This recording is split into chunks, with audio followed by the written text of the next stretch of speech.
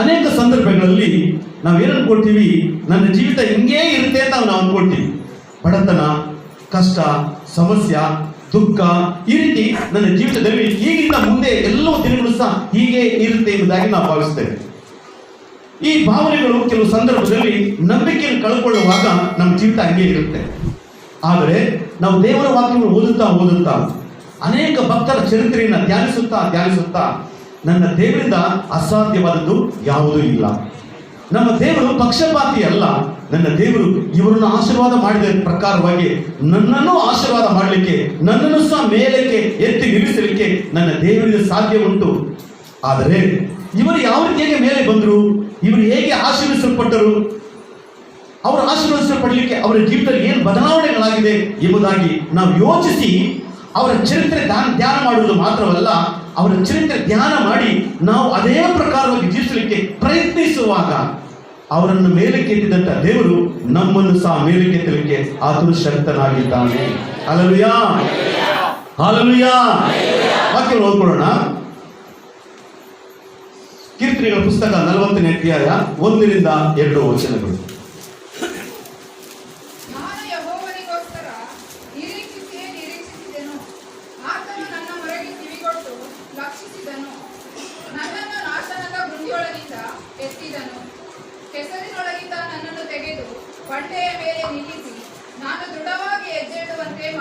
Hallelujah.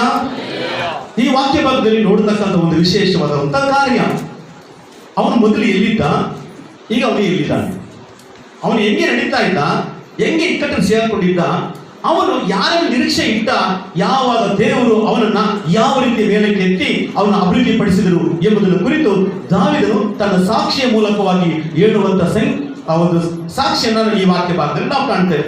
ಅಲ್ಲಿ ನೋಡ್ತಕ್ಕಂಥ ಒಂದು ವಿಶೇಷವಾದ ಕಾರ್ಯ ಏನು ಎಂಬುದಾಗಿ ನೋಡುವಾಗ ಇನ್ನೊಂದು ಸಾರಿ ವಾಕ್ಯವನ್ನು ಓದ್ರಿ. ನಾನು ಯೆಹೋವನಿಗೋಸ್ಕರ ಸಾಕು. ನಮ್ಮ ನಿರೀಕ್ಷೆ ಎಲ್ಲಿರ್ಬೇಕಂತೆ? ದೇವರಲ್ಲಿ ಇರಬೇಕಂತ ನಿರೀಕ್ಷೆ. ನಾವು ಸಂಪಾದಿಸಿದ ಸಂಪಾದನೆಯ ಮೇಲೆ ಅಲ್ಲ, ನಮಗೆ ವಾಗ್ದಾನ ಮಾಡಿರ್ತಕ್ಕಂಥ ಜನಗಳ ಮೇಲೆ ಅಲ್ಲ, ನಾವು ವಾಸಿಸ್ತಕ್ಕಂಥ ಭೂಮಿಯ ಮೇಲೆ ಅಲ್ಲ, ನಾವು ಓದಿರ್ತಕ್ಕಂಥ ವಿದ್ಯಾಭ್ಯಾಸದ ಮೇಲೆ ಅಲ್ಲ. ನಮ್ಮ ಎಲ್ಲ ನಂಬಿಕೆ, ವಿಶ್ವಾಸ, ನಿರೀಕ್ಷೆ ಎಲ್ಲಿರಬೇಕು ಅಂತಂದ್ರೆ ನಾವು ಆರಾಧನೆ ಮಾಡುವಂತ ದೇವರ ಮೇಲೆ ಸಂಪೂರ್ಣವಾಗಿರಬೇಕೆಂಬುದಾಗಿ ಸತ್ಯವೇದದಲ್ಲಿ ಬರೆಯಲ್ಪಟ್ಟಿದೆ. ಅಲ್ಲಲ್ಲಿ ಯಾರು ದೇವರ ವಿಷಯದಲ್ಲಿ ಅಪನಂಬಿಕೆ ಪಡದೆ ಸಂಪೂರ್ಣ ಮನಸ್ಸನ್ನ ಆತನ ಒಂದು ನಂಬಿಕೆಯನ್ನ ದೇವರ ಮೇಲೆ ವಿಶ್ವಾಸ ಬಿಡುತ್ತಾನೋ ಅವರನ್ನ ದೇವರು ಏನ್ ಮಾಡ್ತಾರಂತೆ, ತಕ್ಕ ಕಾಲಕ್ಕೆ ಅಲ್ಲಿಂದ ಮೇಲಕ್ಕೆ ಎತ್ತಿ, ಭೂಮಿ ಮೇಲೆ ಅಲ್ಲ ಅಂತೆ, ಬಂಡೆಯ ಮೇಲೆ ಎಂಬುದಾಗಿ ನೋಡ್ತಾರೆ. ಹಲ್ಲೆಲೂಯಾ. ಓದ್ಬಿಟ್ಟ. ನಾನು ಯೆಹೋವನಿಗೋಸ್ಕರ ನಿರೀಕ್ಷಿಸಿದೆನು. ನಿರೀಕ್ಷಿಸುತ್ತೇನೆ ಅಲ್ಲ, ಏನು ತಮಿಳಿನಂತಿದೆ, பொறுமையுடன் என்ன காத்திருந்தேன்? அது இது ಕರ್ತರಕ್ಕಾದ பொறுமையுடன் ಕಾತಿರುತ್ತೇನೆ, ತಾಳ್ಮೆಯಿಂದ ಕಾಯುತ್ತಾ ಇದ್ದೆ. ನಮ್ಮ ಆಶೀರ್ವಾದ ಬೇಕು ಎಂಬುದಾಗಿ ಬಯಸುವಾಗ ಆತುರ ಪಡೋದಲ್ಲ, ಆತನ ಸಮಯಕ್ಕಾಗಿ ಆತನ ಆಶೀರ್ವಾದ ಮಾಡುವ ತನಕ ನಾವೇನ್ ಮಾಡ್ಬೇಕಂತೆ, ತಾಳ್ಮೆಯಿಂದ ನಾವು ಕಾಯಬೇಕು. ಇವತ್ತು ಅನೇಕರು ಅನ್ಕೊಂಡಿದ್ವಿ, ಚರ್ಚಿಗೆ ಹೋಗಿದ ತಕ್ಷಣ ಆಶೀರ್ವಾದ ಬಂದ್ಬಿಡ್ತೀವಿ, ಚರ್ಚಿಗೆ ಹೋಗಿದ ತಕ್ಷಣ ಬಿಡುಗಡೆ ಸಿಕ್ಬಂತೆ, ಚರ್ಚಿಗೆ ಒಂದು ವಾರ ಹೊರಟ ಸಾಕು ನಾವು ಸಾಹುಕಾರ ಆಗ್ಬಿಡ್ತೀವಿ, ಐಶ್ವರ್ಯವಂತರಾಗ್ಬಿಡ್ತೀವಿ ಅಂತ ನೀವು ಭಾವಿಸ್ತೀರಾ. ಅದು ನಿನ್ನ ನಿರೀಕ್ಷೆ, ಅದು ನಿನ್ನ ಸಮಯ, ಅದು ದೇವರ ಸಮಯ ಅದಲ್ಲ. ಆತನಿಗಾಗಿ ಒಂದು ಸಮಯ ಇದೆ. ಆತನು ನಿಮ್ಮನ್ನು ಮೇಲಕ್ಕೆ ಎತ್ತುವಂತ ಸಮಯ, ನಿಮ್ಮನ್ನು ಆಶೀರ್ವಾದ ಮಾಡುವ ಸಮಯ, ನಿಮ್ಮನ್ನು ಉನ್ನತ ಸ್ಥಿತಿಗೆ ತರುವಂತ ಸಮಯ ಮತ್ತು ಅಭಿವೃದ್ಧಿ ಪಡಿಸುವಂತ ಸಮಯ ಇದೆ. ಅದಕ್ಕಾಗಿ ನೀವೇನ್ ಮಾಡ್ಬೇಕಂತೆ, ತಾಳ್ಮೆಯಿಂದ. ಹಲ್ಲೆಲೂಯಾ. ತೆಲುಗಲ್ಲಿ ಏನಿತ್ತು ಪುಟ? ಸಹನಮುತೋ. ಹಲ್ಲೆಲೂಯಾ. ಹೇಗಂತೆ? ಸಹನಮುತೋ, ತಾಳ್ಮೆಯಿಂದ. ಹಲ್ಲೆಲೂಯಾ. ತಾಳ್ಮೆಯಿಂದ ಕಾಯಬೇಕು ಎಂಬುದಾಗಿ ಬರೆಯಲ್ಪಟ್ಟಿದೆ. ಮುಂದಕ್ಕೆ ಹೋದ್ರಿ. ಆತನು ನನ್ನ ಮೊರೆಗೆ ಕಿವಿಗೊಟ್ಟು ಲಕ್ಷಿಸಿದನು. ಹಲ್ಲೆಲೂಯಾ. ಯಾವಾಗ ನಾವು ತಾಳ್ಮೆಯಿಂದ ದೇವರ ಆಶೀರ್ವಾದಕ್ಕೋಗಿ ಕಾಯುತ್ತಾ ಇರ್ತೇವೆಯೋ, ಯಾವಾಗ ನಾವು ದೇವರ ಆಶೀರ್ವಾದಕ್ಕೋಸ್ಕರವಾಗಿ ನಾವು ಏನು ಬೇಡಿಕೆ ಇಟ್ಟಿದ್ದೀವಿ, ದೇವರ ಮುಂದೆ ಏನು ನಾವು ಕೇಳ್ತಾ ಇದೀವಿ, ದೇವರ ಮುಂದೆ ವಿಜ್ಞಾಪನೆ ಮಾಡಿಕೊಂಡಿದ್ದೀವಿ, ಆ ಎಲ್ಲ ವಿಜ್ಞಾಪನೆಗಳು ನೆರವೇರಬೇಕಾದ್ರೆ ನಾವು ಯಾವ ರೀತಿ ತಾಳ್ಮೆಯಿಂದ ಕಾಯ್ತಿದೀವೋ ಆ ತಾಳ್ಮೆಯನ್ನು ದೇವರು ಪರಿಸ್ಥಿತಿ ಆತನಿಗೆ ಅಂತ ಒಂದು ಸಮಯ ಇದೆಯಲ್ಲ, ಆ ಸಮಯದಲ್ಲಿ ಆತನ ಮೊರೆಯನ್ನು ಆತನು ಕೇಳಿ. ಎಲ್ಲ ಜೋರಾಗಿ ಚಪ್ಪಾಳೆ ಹೊಡೆಯಿರಿ. ಆತನ ಸಮಯ ಬರುವಾಗ ನಮ್ಮ ದೇವರು ನಮ್ಮ ಮೊರೆಯನ್ನು ಕೇಳಿ ಆಮೇಲೆ ನನ್ನನ್ನು ನಾಶನದ ದುಂಡಿಯೊಳಗಿಂದ ಮೊದಲನೇ ದಾಂಡಿ ನಮ್ಮ ಪರಿಸ್ಥಿತಿಯನ್ನ ಬದಲಾಯಿಸುವ ದೇವರು ನಮ್ಮ ದೇವರಾಗಿದ್ದಾನೆ. ನಮ್ಮ ಜೀವನದ ಚರಿತ್ರೆಯನ್ನು ಬದಲಾಯಿಸುವ ದೇವರು ನನ್ನ ದೇವರು ಮತ್ತು ನಿನ್ನ ದೇವರಾಗಿದ್ದಾನೆ. ಯಾವಾಗ ಆತನ ಸಮಯಕ್ಕಾಗಿ ನಾವು ತಾಳ್ಮೆಯಿಂದ ಕಾಯುವಾಗ, ಆತನ ಸಮಯಕ್ಕಾಗಿ ನಾವು ತಾಳ್ಮೆಯಿಂದ ನಿರೀಕ್ಷಿಸುವಾಗ, ಆತನು ತಕ್ಕ ಕಾಲಕ್ಕೆ ನಮ್ಮನ್ನು ಏನ್ ಮಾಡ್ತಾರಂತೆ, ನಾಶನದಿಂದ ಫಸ್ಟು ನಾವು ಇರ್ತಕ್ಕಂಥ ಪರಿಸ್ಥಿತಿಯಿಂದ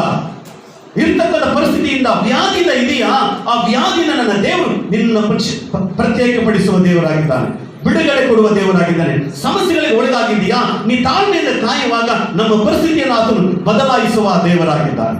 ಹಲ್ಲೆಲೂಯಾ. ಅನೇಕರು ನಮ್ಮ ನಾಶನವನ್ನ ಎದುರು ನೋಡ್ತಾ ಇರ್ತಾರೆ. ಇವ್ರು ಯಾವಾಗ ಹಾಳಾಗಿ ಹೋಗ್ತಾರೆ, ಇವ್ರ ಕುಟುಂಬ ಯಾವಾಗ ಹಾಳಾಗಿ ಹೋಗುತ್ತೆ, ಇವ್ರು ಯಾವಾಗ ಬೀದಿಗೆ ಬರ್ತಾರೆ, ಇವ್ರು ಯಾವಾಗ, ಈ ರೀತಿಯಲ್ಲಿ ಅನೇಕರು ನಿರೀಕ್ಷೆ ಮಾಡಿರ್ತಾರೆ. ನಮ್ಮ ಸ್ಥಿತಿಯನ್ನು ನೋಡಿ ಅನೇಕರು ಕಲ್ಲಾಗ್ತಾ ಇರ್ತಾರೆ. ಯೋಬನ ಪರಿಸ್ಥಿತಿ ಹಂಗೇನೆ, ಆರೋಗ್ಯವಾಗಿರುವಾಗ, ಅನುಕೂಲವಾಗಿರುವಾಗ ಎಲ್ಲ ಅಂದ್ರು. ಯಾವಾಗ ಶೋಧನೆಗೆ ಒಳಗಾದನೋ ಆಗ ಒಬ್ಬೊಬ್ಬರೇ ಕಲ್ಲಾಕ ಪ್ರಾರಂಭ ಮಾಡಿದ್ರು. ಯಾರು ಮಕ್ಕಳು ಫಸ್ಟ್ ಸತ್ತೋಗ್ಬಿಟ್ರು ಬಿಡ್ರಿ, ಸ್ನೇಹಿತರು ಕಲ್ಲಾಕ ಸ್ಟಾರ್ಟ್ ಮಾಡಿದ್ರು, ಅಪಾಸ್ಯ ಮಾಡಿ ಸ್ಟಾರ್ಟ್ ಮಾಡಿದ್ರು, ಹೆಂಡತಿ ಸತ್ತೋಗು ಅಂತ ಅಂದ್ರು. ಆ ದೇವ್ರಿಗೆ ಬೈಬಿಟ್ಟು ಸತ್ತೋಗೋದು, ಸತ್ತೋಗೋದ್ರೆ ಒಂದ್ರ ಪರವಾಗಿಲ್ಲ, ಈಗ ಸತ್ತೋಗ್ಬಿಡ್ಬೋದು. ಆದ್ರೆ ಆ ದೇವ್ರಿಗೆ ಬೈಬಿಟ್ಟು ಸತ್ತೋಗು ಅಂದ್ರೆ ನೀ ಸತ್ರು ಪರಲೋಕ ಹೋಗ್ಬೇಡ ನೀನು. ನೋಡಿ ಹಿಂಗೆ ನಿರೀಕ್ಷೆ ಅಂತ ಪರಿಸ್ಥಿತಿ ಯೋಬನಿಗೆ ಬಂತು.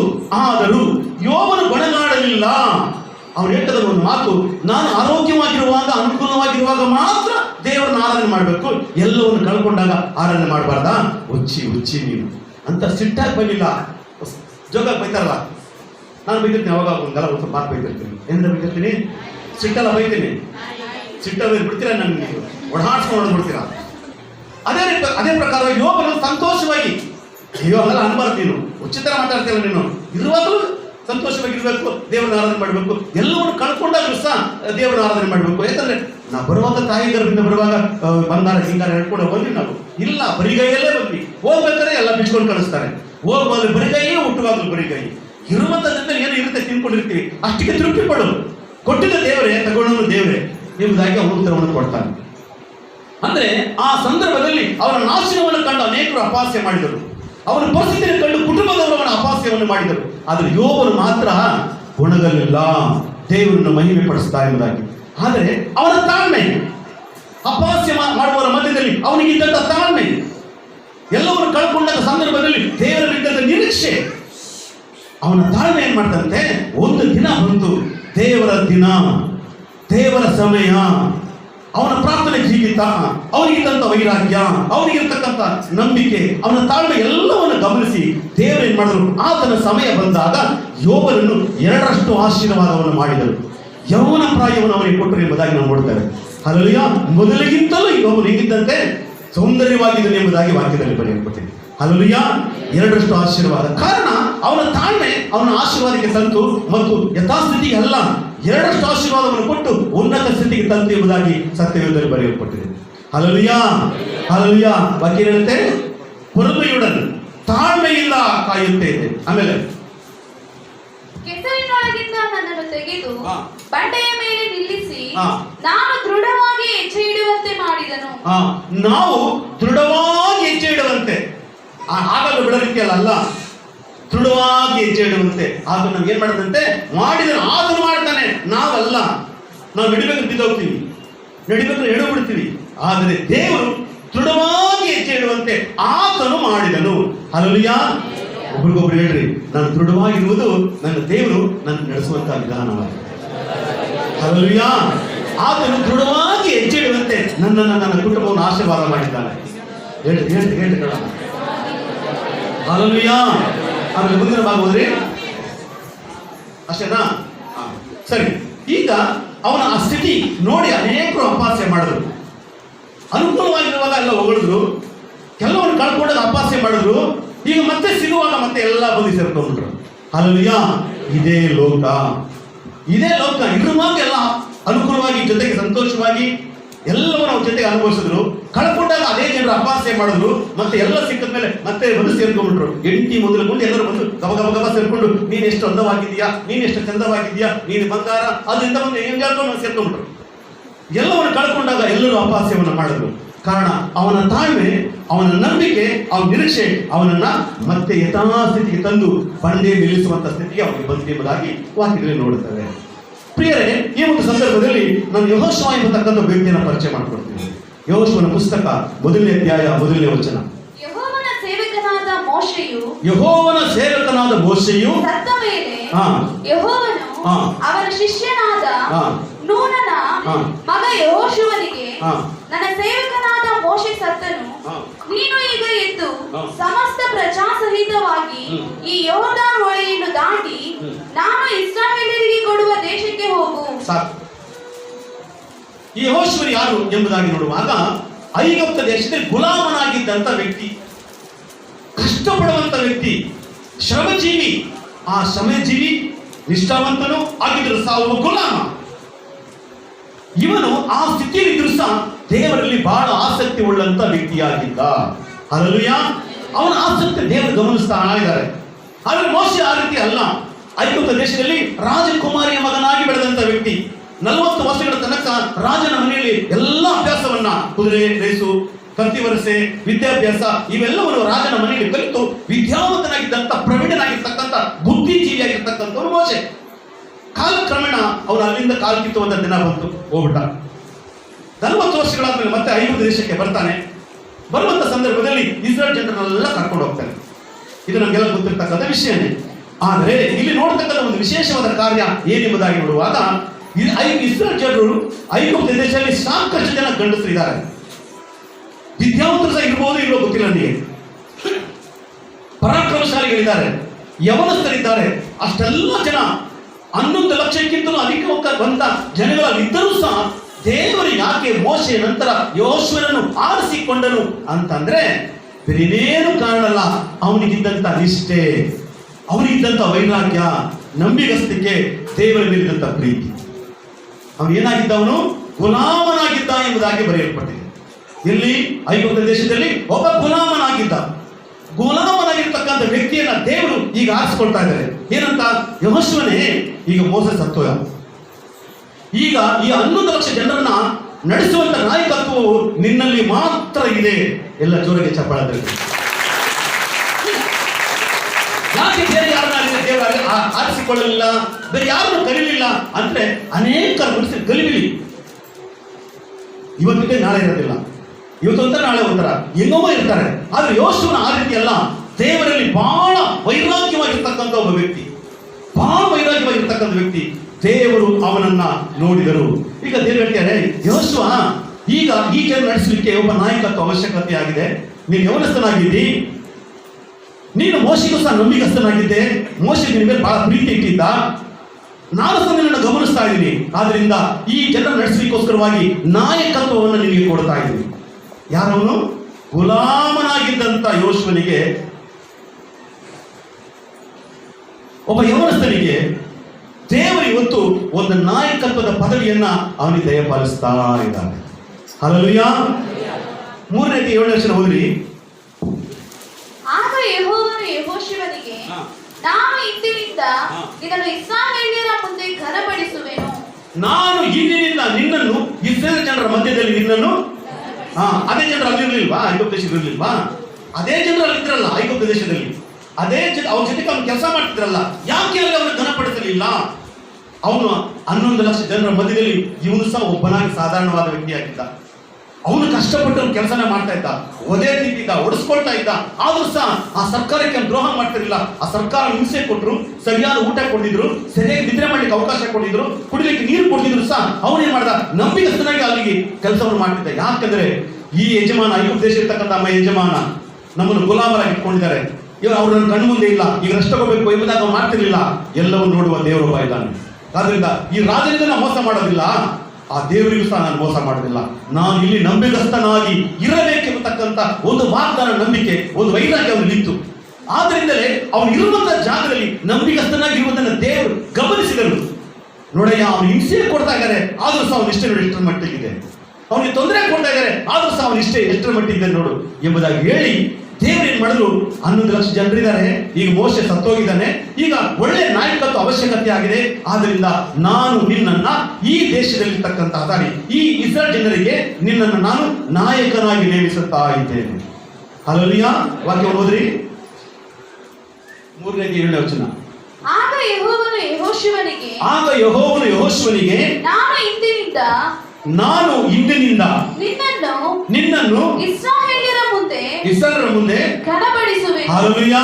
ನಿನ್ನ ದೇವರು ನಿನ್ನನ್ನು ಆರಿಸಿಕೊಳ್ಳುವಾಗ ನಿನ್ನನ್ನು ಗುಲಾಮನಾಗಿ ಇಟ್ಟುಕೊಳ್ಳಿಕ್ಕೆ ದೇವರು ಕರೆಯೋದಿಲ್ಲ. ಒಬ್ಬ ನಾಯಕತ್ವ ದೇವರನ್ನೇ ಕೊಡುವಾಗ ಬರೀ ನಾಯಕತ್ವಕ್ಕೆ ಮಾತ್ರ ಅವರು ಮಾನ್ಯತೆ ಕೊಡುವುದಿಲ್ಲ. ದೇವರು ಹೇಳ್ತಾರೆ, ಈ ಜನರ ಮುಂದೆ ನಿನ್ನನ್ನು ನಾಯಕನಾಗಿ ನೇಮಿಸುವುದು ಮಾತ್ರವಲ್ಲ, ಈ ಜನರ ಮುಂದೆ ನಾನು ನಿನ್ನನ್ನು ಘನಪಡಿಸುವೆನು ಎಂಬುದಾಗಿ ದೇವರ ವಾಕ್ಯದಲ್ಲಿ ಬರೆಯುತ್ತದೆ. ಹಲ್ಲೆಲೂಯಾ. ನಿನ್ನ ದೇವರು ನಿನ್ನನ್ನು ಕರೆಯುವುದು ಸತ್ಯವಾಗಿರುವುದಾದರೆ, ನಿನ್ನ ದೇವರೇ ನಿನ್ನನ್ನು ಕರೆಯುವುದು ನಿಜವಾಗಿದ್ದರೆ, ನಿನ್ನ ದೇವರು ಆ ಜನರ ಮಧ್ಯದಲ್ಲಿ ನಿನ್ನನ್ನು ಘನಪಡಿಸುವ ದೇವರು ನಿನ್ನ ದೇವರಾಗಿದ್ದಾನೆ. ಯೆಹೋಶುವನ ಪುಸ್ತಕ ನೋಡುವಂತಹ ಸಂದರ್ಭದಲ್ಲಿ ಈ ಯೆಹೋಶುವ ಏನಾಗಿದ್ದ? ಐಗುಪ್ತ ದೇಶದಲ್ಲಿ ಗುಲಾಮನಾಗಿದ್ದ. ಐಗುಪ್ತರ ಕಣ್ಣಿಗೆ ಸೈನಿಕರ ಮಧ್ಯದಲ್ಲಿ ಇವನು ಗುಲಾಮನಾಗಿದ್ದ. ಐಗುಪ್ತ ರಾಜನ ಕಣ್ಣಿನ ಮುಂದೆ ಇವನು ಗುಲಾಮನಾಗಿದ್ದ. ಇವತ್ತಿನ ದಿನದಲ್ಲಿ ದೇವರು ಅವನನ್ನ ಒಬ್ಬ ಘನವಂತನಾಗಿ ಮಾರ್ಪಡಿಸುವ ದೇವರು ನನ್ನ ದೇವರಾಗಿದ್ದಾನೆ. ಹಲ್ಲೆಲೂಯಾ. ನನ್ನ ಪ್ರೀತಿಯುಳ್ಳ ದೇವರ ಮಕ್ಕಳೇ, ಇವತ್ತಿನ ದಿನದಲ್ಲಿ ನೀನು ಏನಾಗಿದೆ ಅದು ಮುಖ್ಯ ಅಲ್ಲ. ಇರುವಂತ ಜಾಗದಲ್ಲಿ ನಂಬಿಗಸ್ತನಾಗಿರು.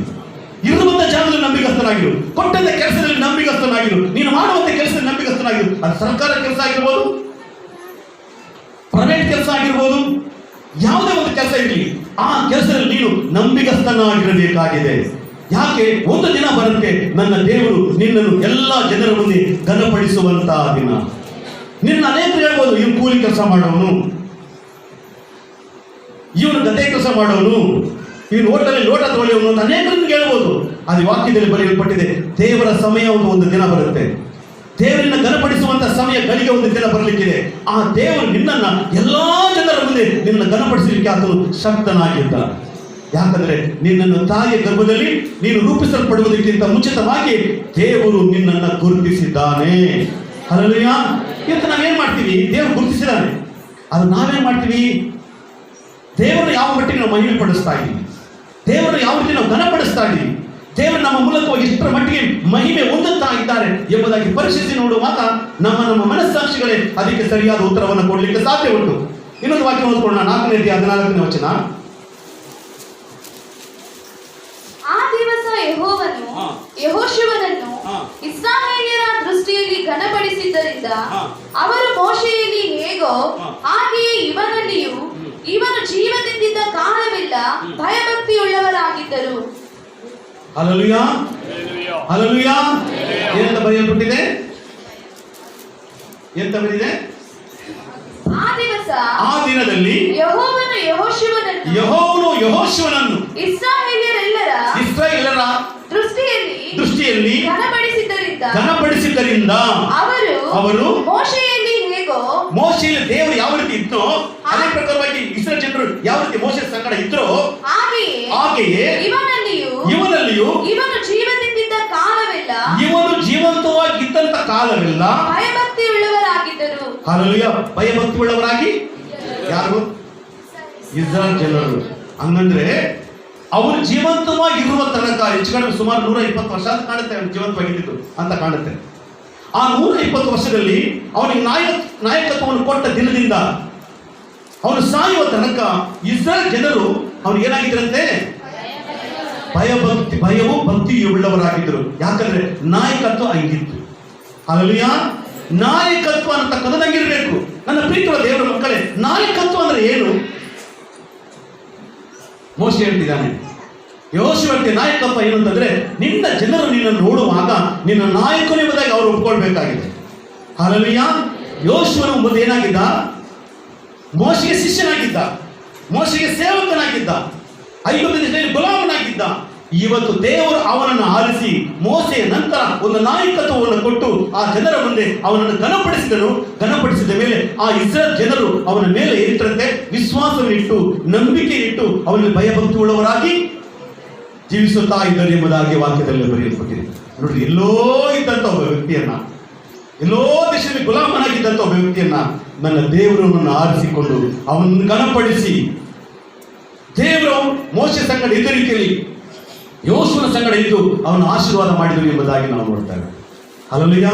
ಅವನು ಗುಲಾಮನಾಗಿದ್ದಂತೆ ಯೆಹೋಶುವನನ್ನ ದೇವರು ಈಗ ಒಬ್ಬ ದೊಡ್ಡ ಅಲ್ಲಿ ಸೇವಕನಾಗಿದ್ದ ನಂತರ ದೇವರಿಗೆ ಸೇವಕನಾಗಿ ಅವನನ್ನು ದೇವರು ಅಭಿಷೇಕ ಮಾಡಿದನು ಎಂಬುದಾಗಿ ನೋಡ್ತೇವೆ. ಹಲ್ಲೆಲೂಯಾ. ಕೆಸರಿನಿಂದ ನಮ್ಮನ್ನ ಮೇಲಕ್ಕೆ ಎತ್ತಿ ಬಂಡೆಯ ಮೇಲೆ ನಿಲ್ಲಿಸುವ ದೇವರು ನಿನ್ನ ದೇವರಾಗಿದ್ದಾನೆ. ಐಗುಪ್ತ ದೇಶದಲ್ಲಿ ಗುಲಾಮನಾಗಿದ್ದಂಥ ವ್ಯಕ್ತಿಯನ್ನ ದೇವರು ತಂದು ಈಗ ಇಸ್ರಾಯೇಲ್ ಜನರ ಮಧ್ಯದಲ್ಲಿ ಘನವಂತನಾಗಿ ಮಾರ್ಪಡಿಸಿ ದೇವರು ಅವನನ್ನು ಆಶೀರ್ವದಿಸಿದ ಎಂಬುದಾಗಿ ನೋಡ್ತಾರೆ. ಹಲ್ಲೆಲೂಯಾ. ಅವನು ಕಾನಾನ್ ದೇಶವನ್ನು ಸೇರಿದ ಮೇಲೆ, ಕಾನಾನ್ ದೇಶಕ್ಕೆ ಸೇರಿದ ಮೇಲೆ ಅನೇಕ ವರ್ಷಗಳು ಅವನು ಅಲ್ಲಿರ್ತಾನೆ. ನಾಯಕತ್ವ ಅಲ್ಲಿಗೆ ಮುಕ್ತಾಯವಾಗುತ್ತೆ. ಯೆಹೋಶುವನ ನಂತರ ನಾಯಕತ್ವ ಇಸ್ರಾಯೇಲ್ ಜನರಿಗಿಲ್ಲ. ಆ ಇಸ್ರಾಯೇಲ್ ದೇಶದಲ್ಲಿ ಏನಾಯ್ತು, ಸೇರಿದ ಮೇಲೆ ಇಸ್ರಾಯೇಲ್ ದೇಶದಲ್ಲಿ ನಾಯಕತ್ವದ ಕೊರತೆ ಆಯಿತು. ಯೆಹೋಶುವನು ಯಾವಾಗ ಸತ್ತೋ ನಂತರ ನಂತರ ನಿಜವಾದ ನಾಯಕತ್ವ ಅಲ್ಲಿ ಕಾಣಲಿಲ್ಲ. ಆಗ ನೋಡ್ತೇವೆ ನ್ಯಾಯ ಸ್ಥಾಪಕರ ಕಾಲ ಪ್ರಾರಂಭವಾಯಿತು ಎಂದಾಗ ನೋಡ್ತೇವೆ. ಹಲ್ಲೆಲೂಯಾ. ಅಲ್ಲಿ ನೋಡುವಂತ ಸಂದರ್ಭದಲ್ಲಿ ಒತ್ನಿಯೇಲ ಎಂಬತಕ್ಕಂಥವನು ಮೊದಲನೆಯ ನ್ಯಾಯಸ್ಥಾಪಕ, 15ನೇ ನ್ಯಾಯಸ್ಥಾಪಕ ಯಾರು ಎಂಬುದಾಗಿ ನೋಡುವಾಗ ಸಮಯವಿಲ್ಲ. ಹಲ್ಲೆಲೂಯಾ. 230 ವರ್ಷಗಳ ನ್ಯಾಯಸ್ಥಾಪಕರ ಕಾಲದಲ್ಲಿ ಇಸ್ರಾಯೇಲ್ ಜನರು ಐಗುಪ್ತ ದೇಶವನ್ನು ಬಿಟ್ಟು ಕಾನಾನ್ ದೇಶವನ್ನು ಸೇರಿದ ಮೇಲೆ ಯೆಹೋಶುವನ ನಾಯಕತ್ವ ಕೊನೆಗಾಣಿದ ಮೇಲೆ ಒತ್ನಿಯೇಲನ ಮೂಲಕವಾಗಿ ನ್ಯಾಯಸ್ಥಾಪಕರ ಕಾಲ ಪ್ರಾರಂಭವಾಗುತ್ತೆ. ಸುಮಾರು 15 ಜನ ನ್ಯಾಯಸ್ಥಾಪಕರು ಆ ದೇಶವನ್ನ ಆಳ್ವಿಕೆ ಮಾಡ್ತಾ ಇರ್ತಾರೆ. ಇವರು ಇಸ್ರಾಯೇಲ್ ಜನರು ನಡೆಸ್ತಾ ಇರ್ತಾರೆ. ಅದರಲ್ಲಿ 15ನೇ ಕೊನೆಯವನೇ ಸಮುವೇಲನಾಗಿದ್ದಾನೆ. ಹಲ್ಲೆಲೂಯಾ. 230 ವರ್ಷಗಳ ನ್ಯಾಯಸ್ಥಾಪಕರ ಕಾಲದಲ್ಲಿ 15 ಜನ ನ್ಯಾಯಸ್ಥಾಪಕರಿದ್ದರು. 15 ಜನ ನ್ಯಾಯಸ್ಥಾಪಕರಲ್ಲಿ ಮೊದಲನೆಯವನು ಒತ್ನಿಯೇಲನು, ಕೊನೆಯವನೇ ಸಮುವೇಲನು ಎಂಬುದಾಗಿ ನೋಡುತ್ತೇವೆ. ಹಲ್ಲೆಲೂಯಾ. ನನ್ನ ಪ್ರೀತಿಯ ದೇವರ ಮಕ್ಕಳೇ, ಯಾವಾಗ ಯೆಹೋಶುವನು ಸತ್ತು ಹೋದನೋ ನಂತರ ನ್ಯಾಯಸ್ಥಾಪಕರ ಕಾಲವು ಪ್ರಾರಂಭವಾಯಿತು.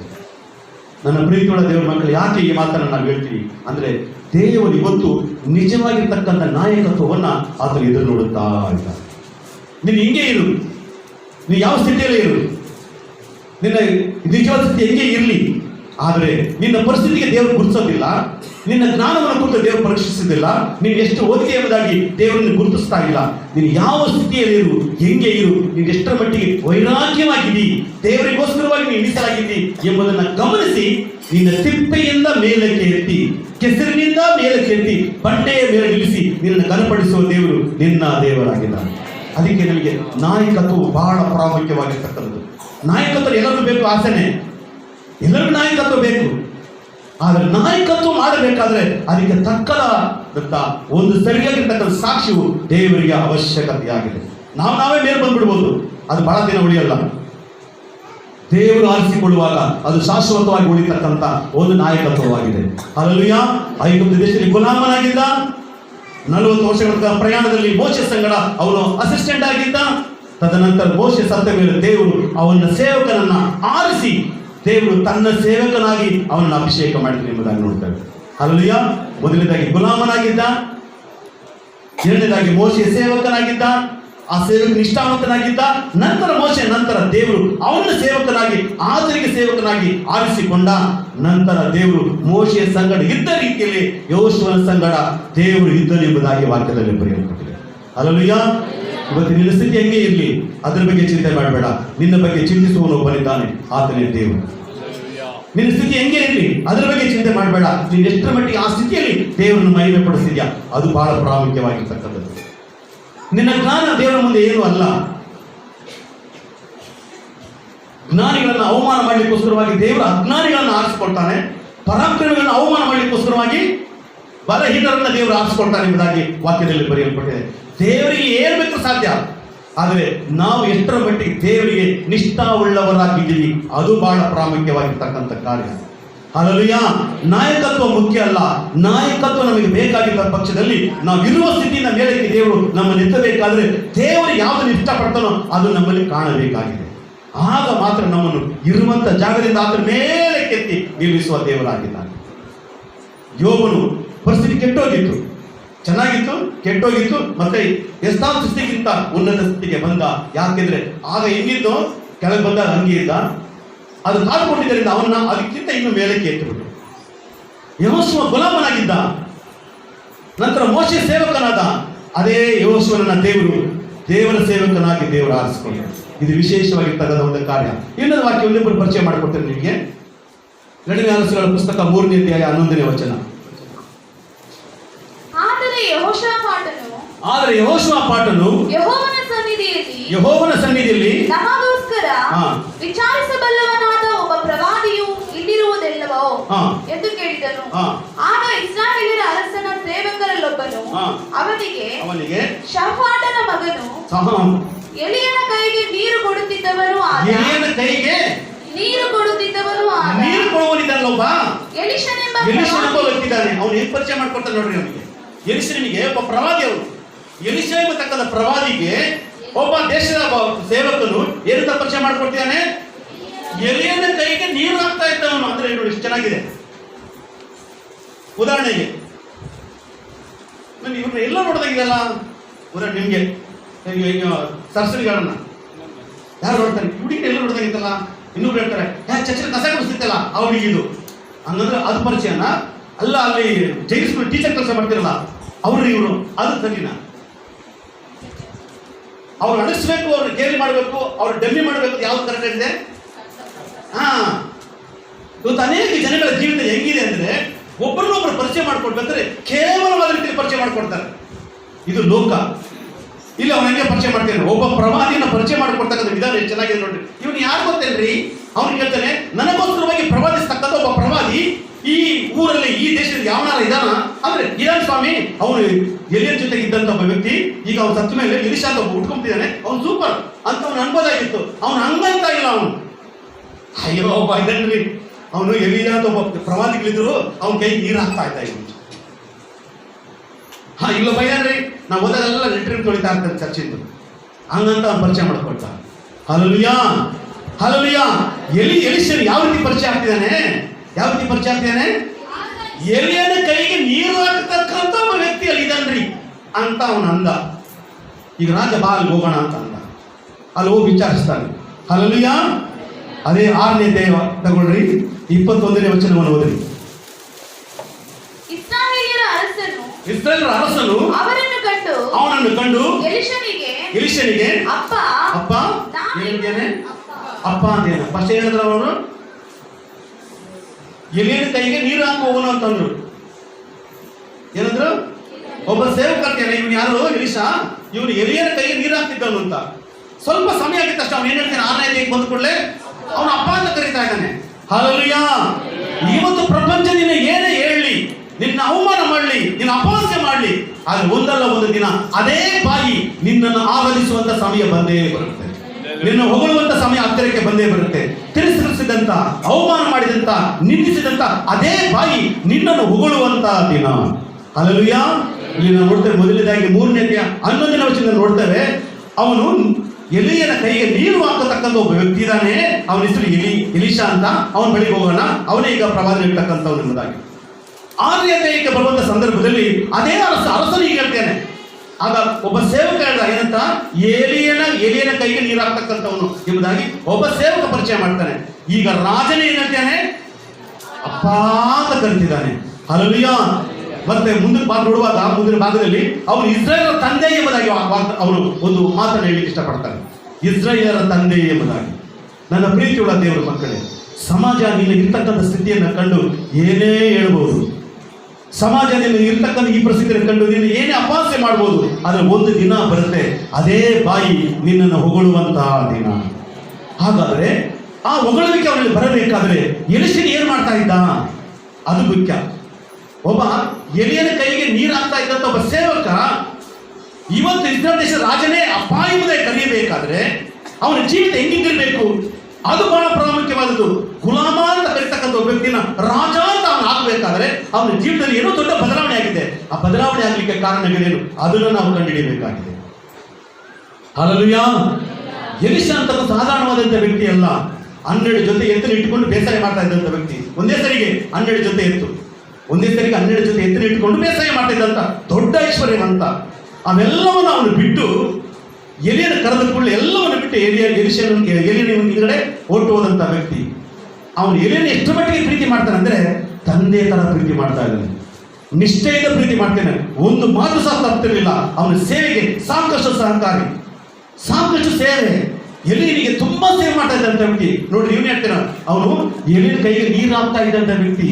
ಅಂದ್ರೆ ಅಷ್ಟು ದೊಡ್ಡ ಐಶ್ವರ್ಯವಂತನಾಗಿದ್ರು ಸಹ ತನ್ನ ಆತ್ಮೀಯ ತಂದೆಗೆ ಎಷ್ಟು ಗೌರವವನ್ನು ಕೊಡ್ತಾ ಇದ್ದ, ಅಷ್ಟು ಮಟ್ಟಿಗೆ ಅವನು ತಗ್ಗಿಸ್ಕೊಳ್ತಾ ಇದ್ದ. ಹಲ್ಲೆಲೂಯಾ. ಅಷ್ಟು ಮಟ್ಟಿಗೆ, ಎಷ್ಟರ ಮಟ್ಟಿಗೆ? ನಾನು ಐಶ್ವರ್ಯವಂತನಾಗಿರ್ತಕ್ಕಂಥ ನೀರು ಹಾಕ್ರು ಅಂತ ಕೂತ್ಕೊಂಡು ಆರ್ಡರ್ ಮಾಡ್ತಿರ್ಲಿಲ್ಲ. ಅವನು ಎಲ್ಲವನ್ನು ಬಿಟ್ಟು ಬಂದ ಮೇಲೆ ಅವನ ಆತ್ಮೀಯ ತಂದೆ ಎಂಬುದಾಗಿ ಅಂಗೀಕರಿಸಿ ಅವನು ಎಲ್ಲ ರೀತಿಯಲ್ಲಿ ಉಪಚಾರವನ್ನ, ಸೇವೆಯನ್ನ ಅವನು ಮಾಡ್ತಾ ಇದ್ದ. ಯಾರಿಗೆ? ಎಲಿಯನಿಗೆ. ವಾಕ್ಯದಲ್ಲಿ ಬರೆಯಲ್ಪಟ್ಟಿದೆ, ಎಲಿಯನು ಪರಲೋಕ ರಾಜ್ಯಕ್ಕೆ ಎತ್ತಲ್ಪಟ್ಟ ಮೇಲೆ, ಅವನ ಆಕಾಶಕ್ಕೆ ಎತ್ತಲ್ಪಟ್ಟ ಮೇಲೆ ವಾಕ್ಯದಲ್ಲಿ ಬರೆಯಲ್ಪಟ್ಟಿದೆ, ಎಲಿಯನಿಗಿಂತಲೂ 2ರಷ್ಟು ಆಶೀರ್ವಾದವನ್ನು ಪಡೆದುಕೊಂಡವನು ಎಲಿಷನು ಎಂಬುದಾಗಿ ನಾವು ನೋಡ್ತೇವೆ. ಅಲ್ಲಯ್ಯ, ಇವತ್ತು ಎಲಿಯನ ಕೈಗೆ ನೀರು ಹಾಕುತ್ತಾ ಇದ್ದಂತ ಒಬ್ಬ ವ್ಯಕ್ತಿ ಇವತ್ತು ಏನಾಗಿದ್ದಾನೆ? ಇಸ್ರೇಲ್ ದೇಶಕ್ಕೆ ತಂದೆಯಾಗಿ ದೇವರು ಅವನನ್ನು ಮಾರ್ಪಡಿಸಿದ್ದಾರೆ. ಅದಕ್ಕೆ ಕಾರಣ ಅವನು ಪಟ್ಟ ಶ್ರಮ, ಪ್ರಯಾಸಗಳು, ಸೇವೆ, ತ್ಯಾಗ ಇವೆಲ್ಲವೂ ಅದರಲ್ಲಿ ಅಡಕವಾಗಿದೆ. ಹಲ್ಲೆಲೂಯಾ. ನಿನ್ನನ್ನು ಇರುವಂತ ಸ್ಥಿತಿಯಿಂದ ಮೇಲಕ್ಕೆತ್ತ ದೇವರು ನಿನ್ನನ್ನು ತರಬೇಕಾದರೆ ನೀನು ದೇವರಿಗೋಸ್ಕರವಾಗಿ ಏನೆಲ್ಲ ಮಾಡಬೇಕಾಗಿದೆ? ತ್ಯಾಗ ಮಾಡಬೇಕು, ಸೇವೆಯನ್ನು ಮಾಡಬೇಕು, ತಗ್ಗಿಸಿಕೊಳ್ಳಬೇಕು, ಶ್ರಮ ಪಡಬೇಕು. ಶ್ರಮ ಇಲ್ಲದೆ ಆಶೀರ್ವಾದ ಇಲ್ಲ. ಕಷ್ಟ ಇಲ್ಲದೆ ಪ್ರತಿಫಲ ಸಿಗಲಿಕ್ಕೆ ಸಾಧ್ಯನೇ ಇಲ್ಲ.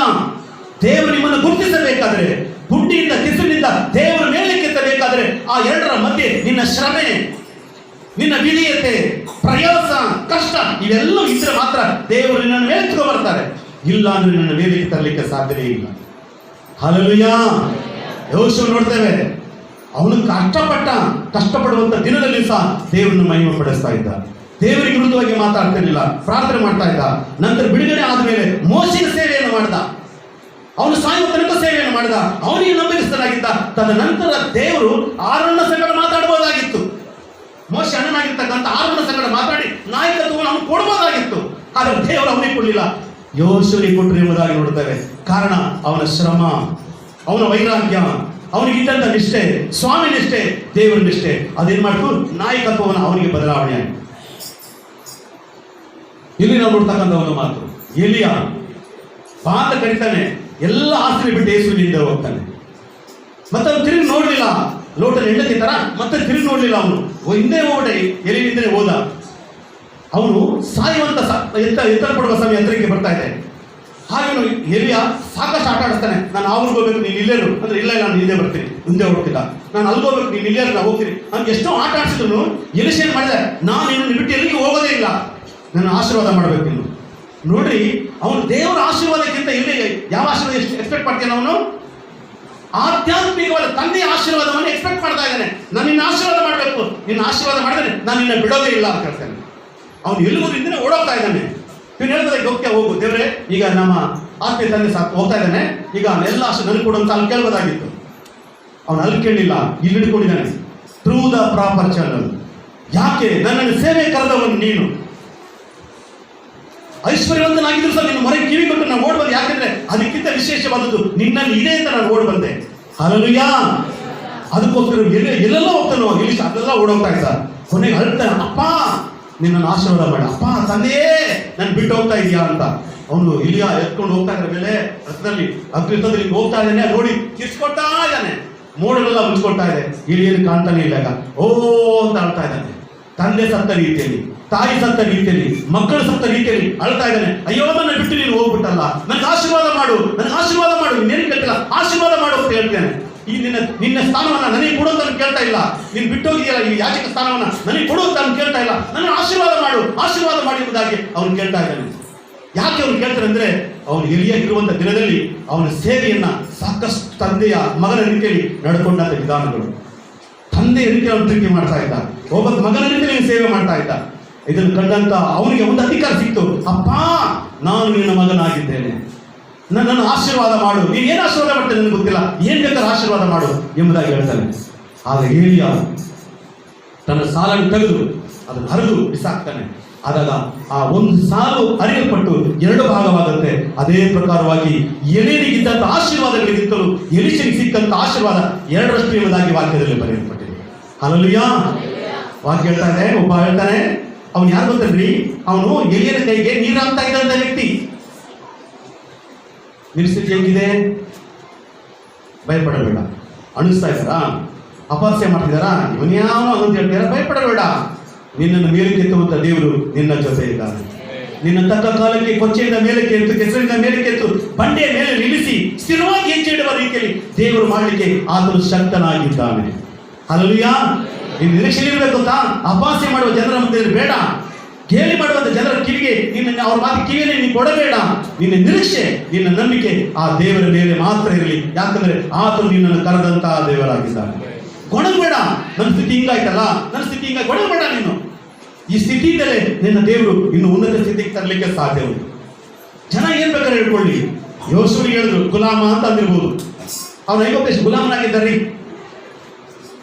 ಎಲಿನಿಗೆ ಹೇಳ್ತಾ ಇದ್ದಾರೆ, ಏನಂತ ಹೇಳ್ತಿದ್ದಾರೆ, ಇವನು ಎಲಿನಿಗೆ ಎಲಿಶಾ ಕೈ ನೀರಾಗ್ತಾ ಇದ್ದ ಅಂತ ಏನೋ ಕೇವಲವಾಗಿ ಇಂಟ್ರೊಡ್ಯೂಸ್ ಮಾಡಿದ್ರು. ಯೋಬನಿಗೆ ಬಹಳ ಇದ್ದಾರ ಹಿಂಗಿದ್ದ ನೋಡ್ರಿ, ಈಗೆಲ್ಲ ಕಳ್ಕೊಂಡು ಏಕೆ ಬಂದು ನನಗೆ ಕುಷ್ಠರೋಗ ಬಂದು ಸಾಯ್ತಾ ನೋಡ್ರಿ ಅಂತ ಅಂದಿರ್ಬೋದು, ಅಂದಿದ್ದಾರೆ. ಆದರೂ ಸಹ ಅವನು ಎಲ್ಲವನ್ನ ಪ್ರೀತಿಯಿಂದ ಸ್ವೀಕರಿಸ್ತಾನೆ. ಇವತ್ತು ನಾವು ಉನ್ನತ ಸ್ಥಿತಿಗೆ ಬರಬೇಕಾದ್ರೆ ಲೋಕ ಏನ್ ಹೇಳುತ್ತೆ, ನಮ್ಮ ಜೊತೆಗಿದ್ದವ್ರು ಏನ್ ಹೇಳ್ತಾರೆ, ನಮ್ಮ ಸಂಬಂಧಿಕರು ಏನ್ ಹೇಳ್ತಾರೆ, ಅದು ನಮಗೆ ಅವಶ್ಯಕತೆ ಇಲ್ಲ. ನಮಗೆ ಬೇಕಾಗಿರೋದು ಒಂದೇ, ಕರೆದಂತ ದೇವರು ನಂಬಿಗಸ್ತರು, ತಕ್ಕ ಕಾಲಕ್ಕೆ ನಿಮ್ಮನ್ನ ಮೇಲಕ್ಕೆ ಎತ್ತುವ ದೇವರು ಆತನಾಗಿದ್ದಾನೆ.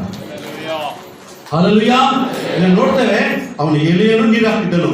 ಈಗ ಒಬ್ಬ ಸೇವಕ ಅಂತಕ್ಕಂಥ ಮಾತು.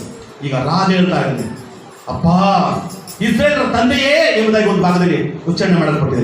ಇವನು ಇಸ್ರೇಲರ ತಂದೆ ಆಗಿದ್ದಾನೆ. ಇಡೀ ದೇಶಕ್ಕೆ ತಂದೆಯಾಗಿ ಅವನ ಅಭಿಷೇಕ ಮಾಡಿದ. ಹಲ್ಲೆಲೂಯಾ. ಒಬ್ಬ ಗುಲಾಮನಾಗಿದ್ದ, ರಾಜ ಅಪ್ಪ ಅಂತ ಕರೀತಾ ಇದ್ದಾನೆ. ಇಸ್ರೇಲ್ ದೇಶಕ್ಕೆ ಅವನು ತಂದೆಯಾಗಿದ್ದಾನೆ. ಕಾರಣ ಅವನು ಮಾಡಿದಂಥ ತ್ಯಾಗ, ಎಲ್ಲವನ್ನು ಬಿಟ್ಟು ಬಂದನು ಎಂಬುದಾಗಿ ನೋಡ್ತೇವೆ. ಐಶ್ವರ್ಯ, ಅಂತಸ್ತು, ಸ್ಥಾನ ಎಲ್ಲವನ್ನು ಬಿಟ್ಟು ಕರೆದಂತ ದೇವರ ಸೇವಕರ ಮಾತಿಗೆ ವಿಧಿಯನಾಗಿ ಎಲಿಶಾ ಎಲಿಯನ ಹಿಂದೆ ಹೋದನು ಎಂಬುದಾಗಿ ನೋಡ್ತೇವೆ. ಅಂದಿನಿಂದ ಎಲಿಯನು ಆಕಾಶಕ್ಕೆ ಎತ್ತಲ್ಪಡುವ ಸಮಯದ ತನಕ ಅವನು ನಂಬಿಗಸ್ತನಾದ್ದರಿಂದ ದೇವರವನನ್ನ ಉನ್ನತ ಸ್ಥಾನಕ್ಕೆ ತಂದು ಎಂಬುದಾಗಿ ವಾಕ್ಯದಲ್ಲಿ ಬರೆಯಲ್ಪಟ್ಟಿದೆ. ನೀನು ಮೊದಲು ಹೆಂಗಿದ್ಯಾ ಅದು ಮುಖ್ಯ ಅಲ್ಲ, ಮುಂದೆ ಹೆಂಗಿರ್ಬೇಕು ಅದು ಸಹ ಮುಖ್ಯ ಅಲ್ಲ. ಅದು ಎರಡರ ಮಧ್ಯದಲ್ಲಿ ನೀನು ಹೆಂಗೆ ಜೀವಿಸ್ತೀಯಾ ಅದು ಬಹಳ ಪ್ರಾಮುಖ್ಯವಾಗಿರ್ತಕ್ಕಂಥದ್ದು. ನಂಬಿಗಸ್ತರಾಗಿರಬೇಕೆಂಬುದೇ ದೇವರ ವಾಕ್ಯದಲ್ಲಿ ಬರೆಯಲ್ಪಟ್ಟಿದೆ. ಸರಿ, ಇನ್ನೊಂದು ವಾಕ್ಯ ನಾವು ಓದ್ಕೊಳ್ಳೋಣ. ದಾನಿಯೇಲನ ಪುಸ್ತಕ 1ನೇ ಅಧ್ಯಾಯ 5ನೇ ವಚನ.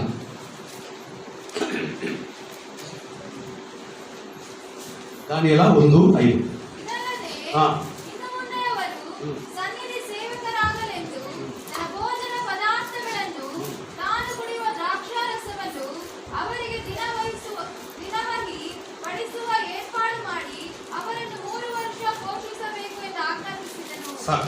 ನಾವು ಮುಂದಕ್ಕೆ ಇದನ್ನ ಸಾಕಷ್ಟು ಸರಿ ಗಮನಕ್ಕೆ ತಂದಿದ್ದೀವಿ, ನಾವು ಓದಿದ್ದೀವಿ. ಇಲ್ಲಿ ನೋಡ್ತಕ್ಕಂಥ ಒಂದು ವಿಷಯ, ಇವರು ಯೆಹೂದ್ಯರು ಸೆರೆ ಹಿಡಿಯಲ್ಪಟ್ಟಂತ ವ್ಯಕ್ತಿಗಳು, ನೆಬೂಕದ್ನೆಚ್ಚರ್ ಎಂಬತಕ್ಕಂಥ ಅರಸನ ಮೂಲಕವಾಗಿ ಸೆರೆ ಹಿಡಿಯಲ್ಪಟ್ಟು ಬಾಬೆಲ್ ಸಂಸ್ಥಾನಕ್ಕೆ ಸೆರೆ ಹಿಡಿಯಲ್ಪಟ್ಟವರಾಗಿ ಸೆರೆಗಳಾಗಿ ಬಂದಂತ ಕೈದಿಗಳಾಗಿದ್ದಾರೆ. ಇವರಿಗೆ ಕೆಲವು ಜನ ಬುದ್ಧಿವಂತರನ್ನ ಇವರು ಕಡೆ ಜಾಸ್ತಿ ಅರಸ್ಕೊಂಡ. ಏನಂತ, ಇವರು ಬುದ್ಧಿವಂತರಾಗಿದ್ದಾರೆ, ನೋಡಿ ಸ್ವಲ್ಪ ಚೆನ್ನಾಗಿದ್ದಾರೆ, ಇವ್ರನ್ನ ನಮ್ಮ ದೇಶದಲ್ಲಿ ಒಂದು ಮುಖ್ಯವಾದ ಸ್ಥಾನವನ್ನು ಕೊಟ್ಟು ಇವ್ರನ್ನ ನಾವು ಸಹಕಾರ ಮಾಡೋಣ, ಇವರಿಗೆ ಪ್ರೋತ್ಸಾಹಿಸೋಣ, ಇಟ್ಕೊಳ್ಳೋಣ ಎಂಬುದಾಗಿ ತೀರ್ಮಾನ ಮಾಡ್ತಾರೆ ನೆಬೂಕದ್ನೆಚ್ಚರ್ ಅರಸ. ಈಗ ಆ ಸಮಯ ಬರುವುದಕ್ಕಿಂತ ಮುಂಚಿತವಾಗಿ ಇವರಿಗೆ ಪೋಷಣೆ ಆಗಬೇಕು. ಏನು ಪೋಷಣೆ ಆಗಬೇಕು? ಒಳ್ಳೊಳ್ಳೆ ಊಟ, ಒಳ್ಳೊಳ್ಳೆ ಡ್ರಿಂಕ್ಸು, ದ್ರಾಕ್ಷ ರಸ, ಹಣ್ಣಿನ ರಸ ಈ ರೀತಿಯೆಲ್ಲ ಕೊಟ್ಟು ಅವ್ರ ಮುಖ ಇರಬೇಕಂತೆ, ಪ್ರಕಾಶವಾಗಿ ಬಳಬಳ ಅಂತ ಹೊಳಿತಾ ಇರ್ಬೇಕಂತೆ, ಆರೋಗ್ಯವಂತರಾಗಿರ್ಬೇಕು. ಜ್ಞಾನಿಗಳು ಮಾತ್ರವಲ್ಲ, ಆರೋಗ್ಯವಂತರಾಗಿರ್ಬೇಕು. ಅದಕ್ಕೆ ಪೋಷಣೆ ಮಾಡಲಿಕ್ಕೋಸ್ಕರವಾಗಿ ಒಬ್ಬರನ್ನ ಅಪಾಯಿಂಟ್ಮೆಂಟ್ ಮಾಡಿಟ್ಟಿದ್ದಾರೆ. ಇದರ ರಾಜನ ಆಜ್ಞೆ, ಇವರು ಕೈದಿಗಳಾಗಿ ಬಂದಿದ್ದಾರೆ, ರಾಜನ ಆಜ್ಞೆ ಹೊಂದಿದೆ, ಇವರನ್ನ ಈ ರೀತಿ ಪೋಷಣೆ ಮಾಡಬೇಕು ಅಂತ. ನೋಡ್ರಿ, ಈ ಸಂದರ್ಭದಲ್ಲಿ ಕೈದಿಯಾಗಿ ಬಂದಂತ ಇವರು ರಾಜನ ಆಜ್ಞೆಯನ್ನು ಮೀರಿ ಎಲ್ಲಿ? ಅವರ ದೇಶದಲ್ಲಿ. ಅವ್ರು ಹೇಳ್ತಿದ್ದಾರೆ, ನಾವು ರಾಜನ ಭೋಜನ ಪದಾರ್ಥವನ್ನು ತಿಂದು ನಮ್ಮನ್ನು ನಾವು, ಇವತ್ತು ನೀನು ಉನ್ನತ ಸ್ಥಾನಕ್ಕೆ ಬರಬೇಕಂತಂದ್ರೆ, ಹಲ್ಲೆಲೂಯಾ, ಯಾವ್ದಾವುದನ್ನ ಕುಡಿದು ನೀನು ಹೊಲಸು ಮಾಡಿಕೊಳ್ಳುವುದಾದ್ರೆ ನೀವು ಉನ್ನತ ಸ್ಥಾನಕ್ಕೆ ಬರಲಿಕ್ಕೆ ಸಾಧ್ಯವೇ ಇಲ್ಲ. ವಾಕ್ಯ ನೋಡ್ರಿ.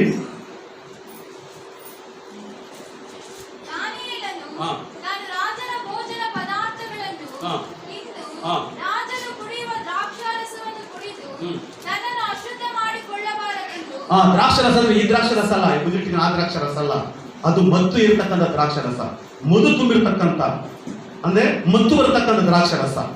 ಈಗ ರಾಜನ ಆಜ್ಞೆ ಮಾಡ್ತಾ ಇದ್ದಾನೆ, ರಾಜ ಆಜ್ಞೆ ಮಾಡ್ತಿದ್ದಾನೆ. ಏನಂತ? ಇದನ್ನ ಅವ್ರು ಕೊಡ್ಬೇಕು, ಕುಡೀರಿ, ಇದನ್ನ ಅವ್ರು ತಿಳಿಸ್ರಿ, ಇಂತಿಂತ ಪದಾರ್ಥ ಅವ್ರು ಕೊಡ್ರಿ, ಚೆನ್ನಾಗಿ ಲಕ್ಷಣವಾಗಿ ಕಾಣಬೇಕು, ಆರೋಗ್ಯಕರವಾಗಿರ್ತಕ್ಕಂಥ ಊಟ, ಒಳ್ಳೆ ವಿಟಮಿನ್ಸ್ ಫುಡ್ ಎಲ್ಲ ಕೊಡ್ರಿ, ನಾನು ಏನ್ ತಿಂತೀನಿ ಅದೆಲ್ಲ ಅವ್ರಿಗೆ ಸಹ ಕೊಡ್ರಿ ಎಂಬುದು ರಾಜನ ಆಜ್ಞೆ ಮಾಡ್ತಾನೆ. ಯಾರಿಗೆ? ಗುಲಾಮನಾಗಿ ಬಂದಂತ ವ್ಯಕ್ತಿಗಳಿಗೆ.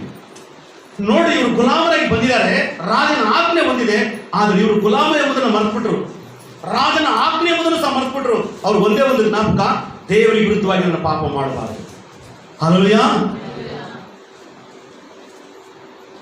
ಪ್ರೀತಿಯುಳ್ಳ ದೇವರ ಮಕ್ಕಳೇ, ಅವ್ರು ಹೇಳ್ತಾರೆ, ರಾಜನು ಕುಡಿಯುವಂತ ದ್ರಾಕ್ಷಾರಸವನ್ನು ಕುಡಿದು ನಾನು ಅಶುದ್ಧ ಮಾಡಿಕೊಳ್ಳಲಾರೆ.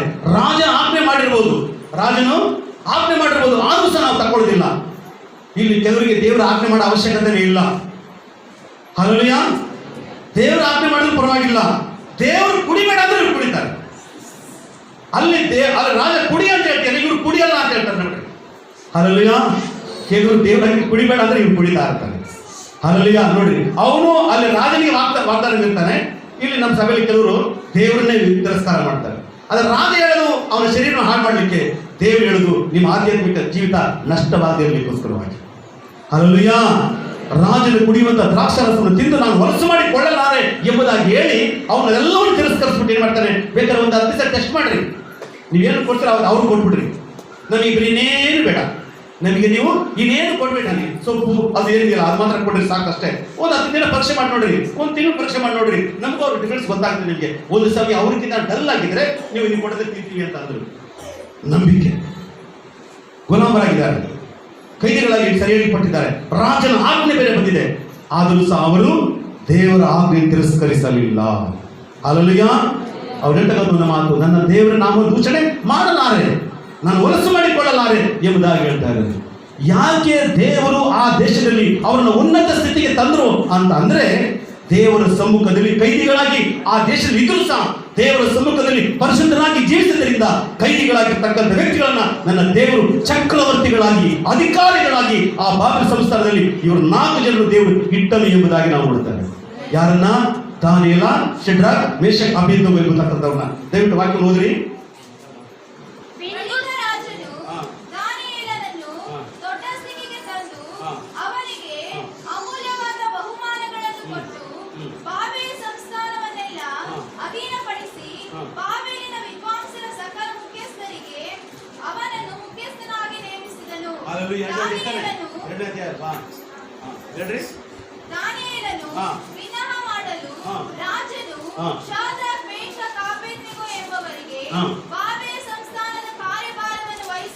ಹಲ್ಲೆಲೂಯ.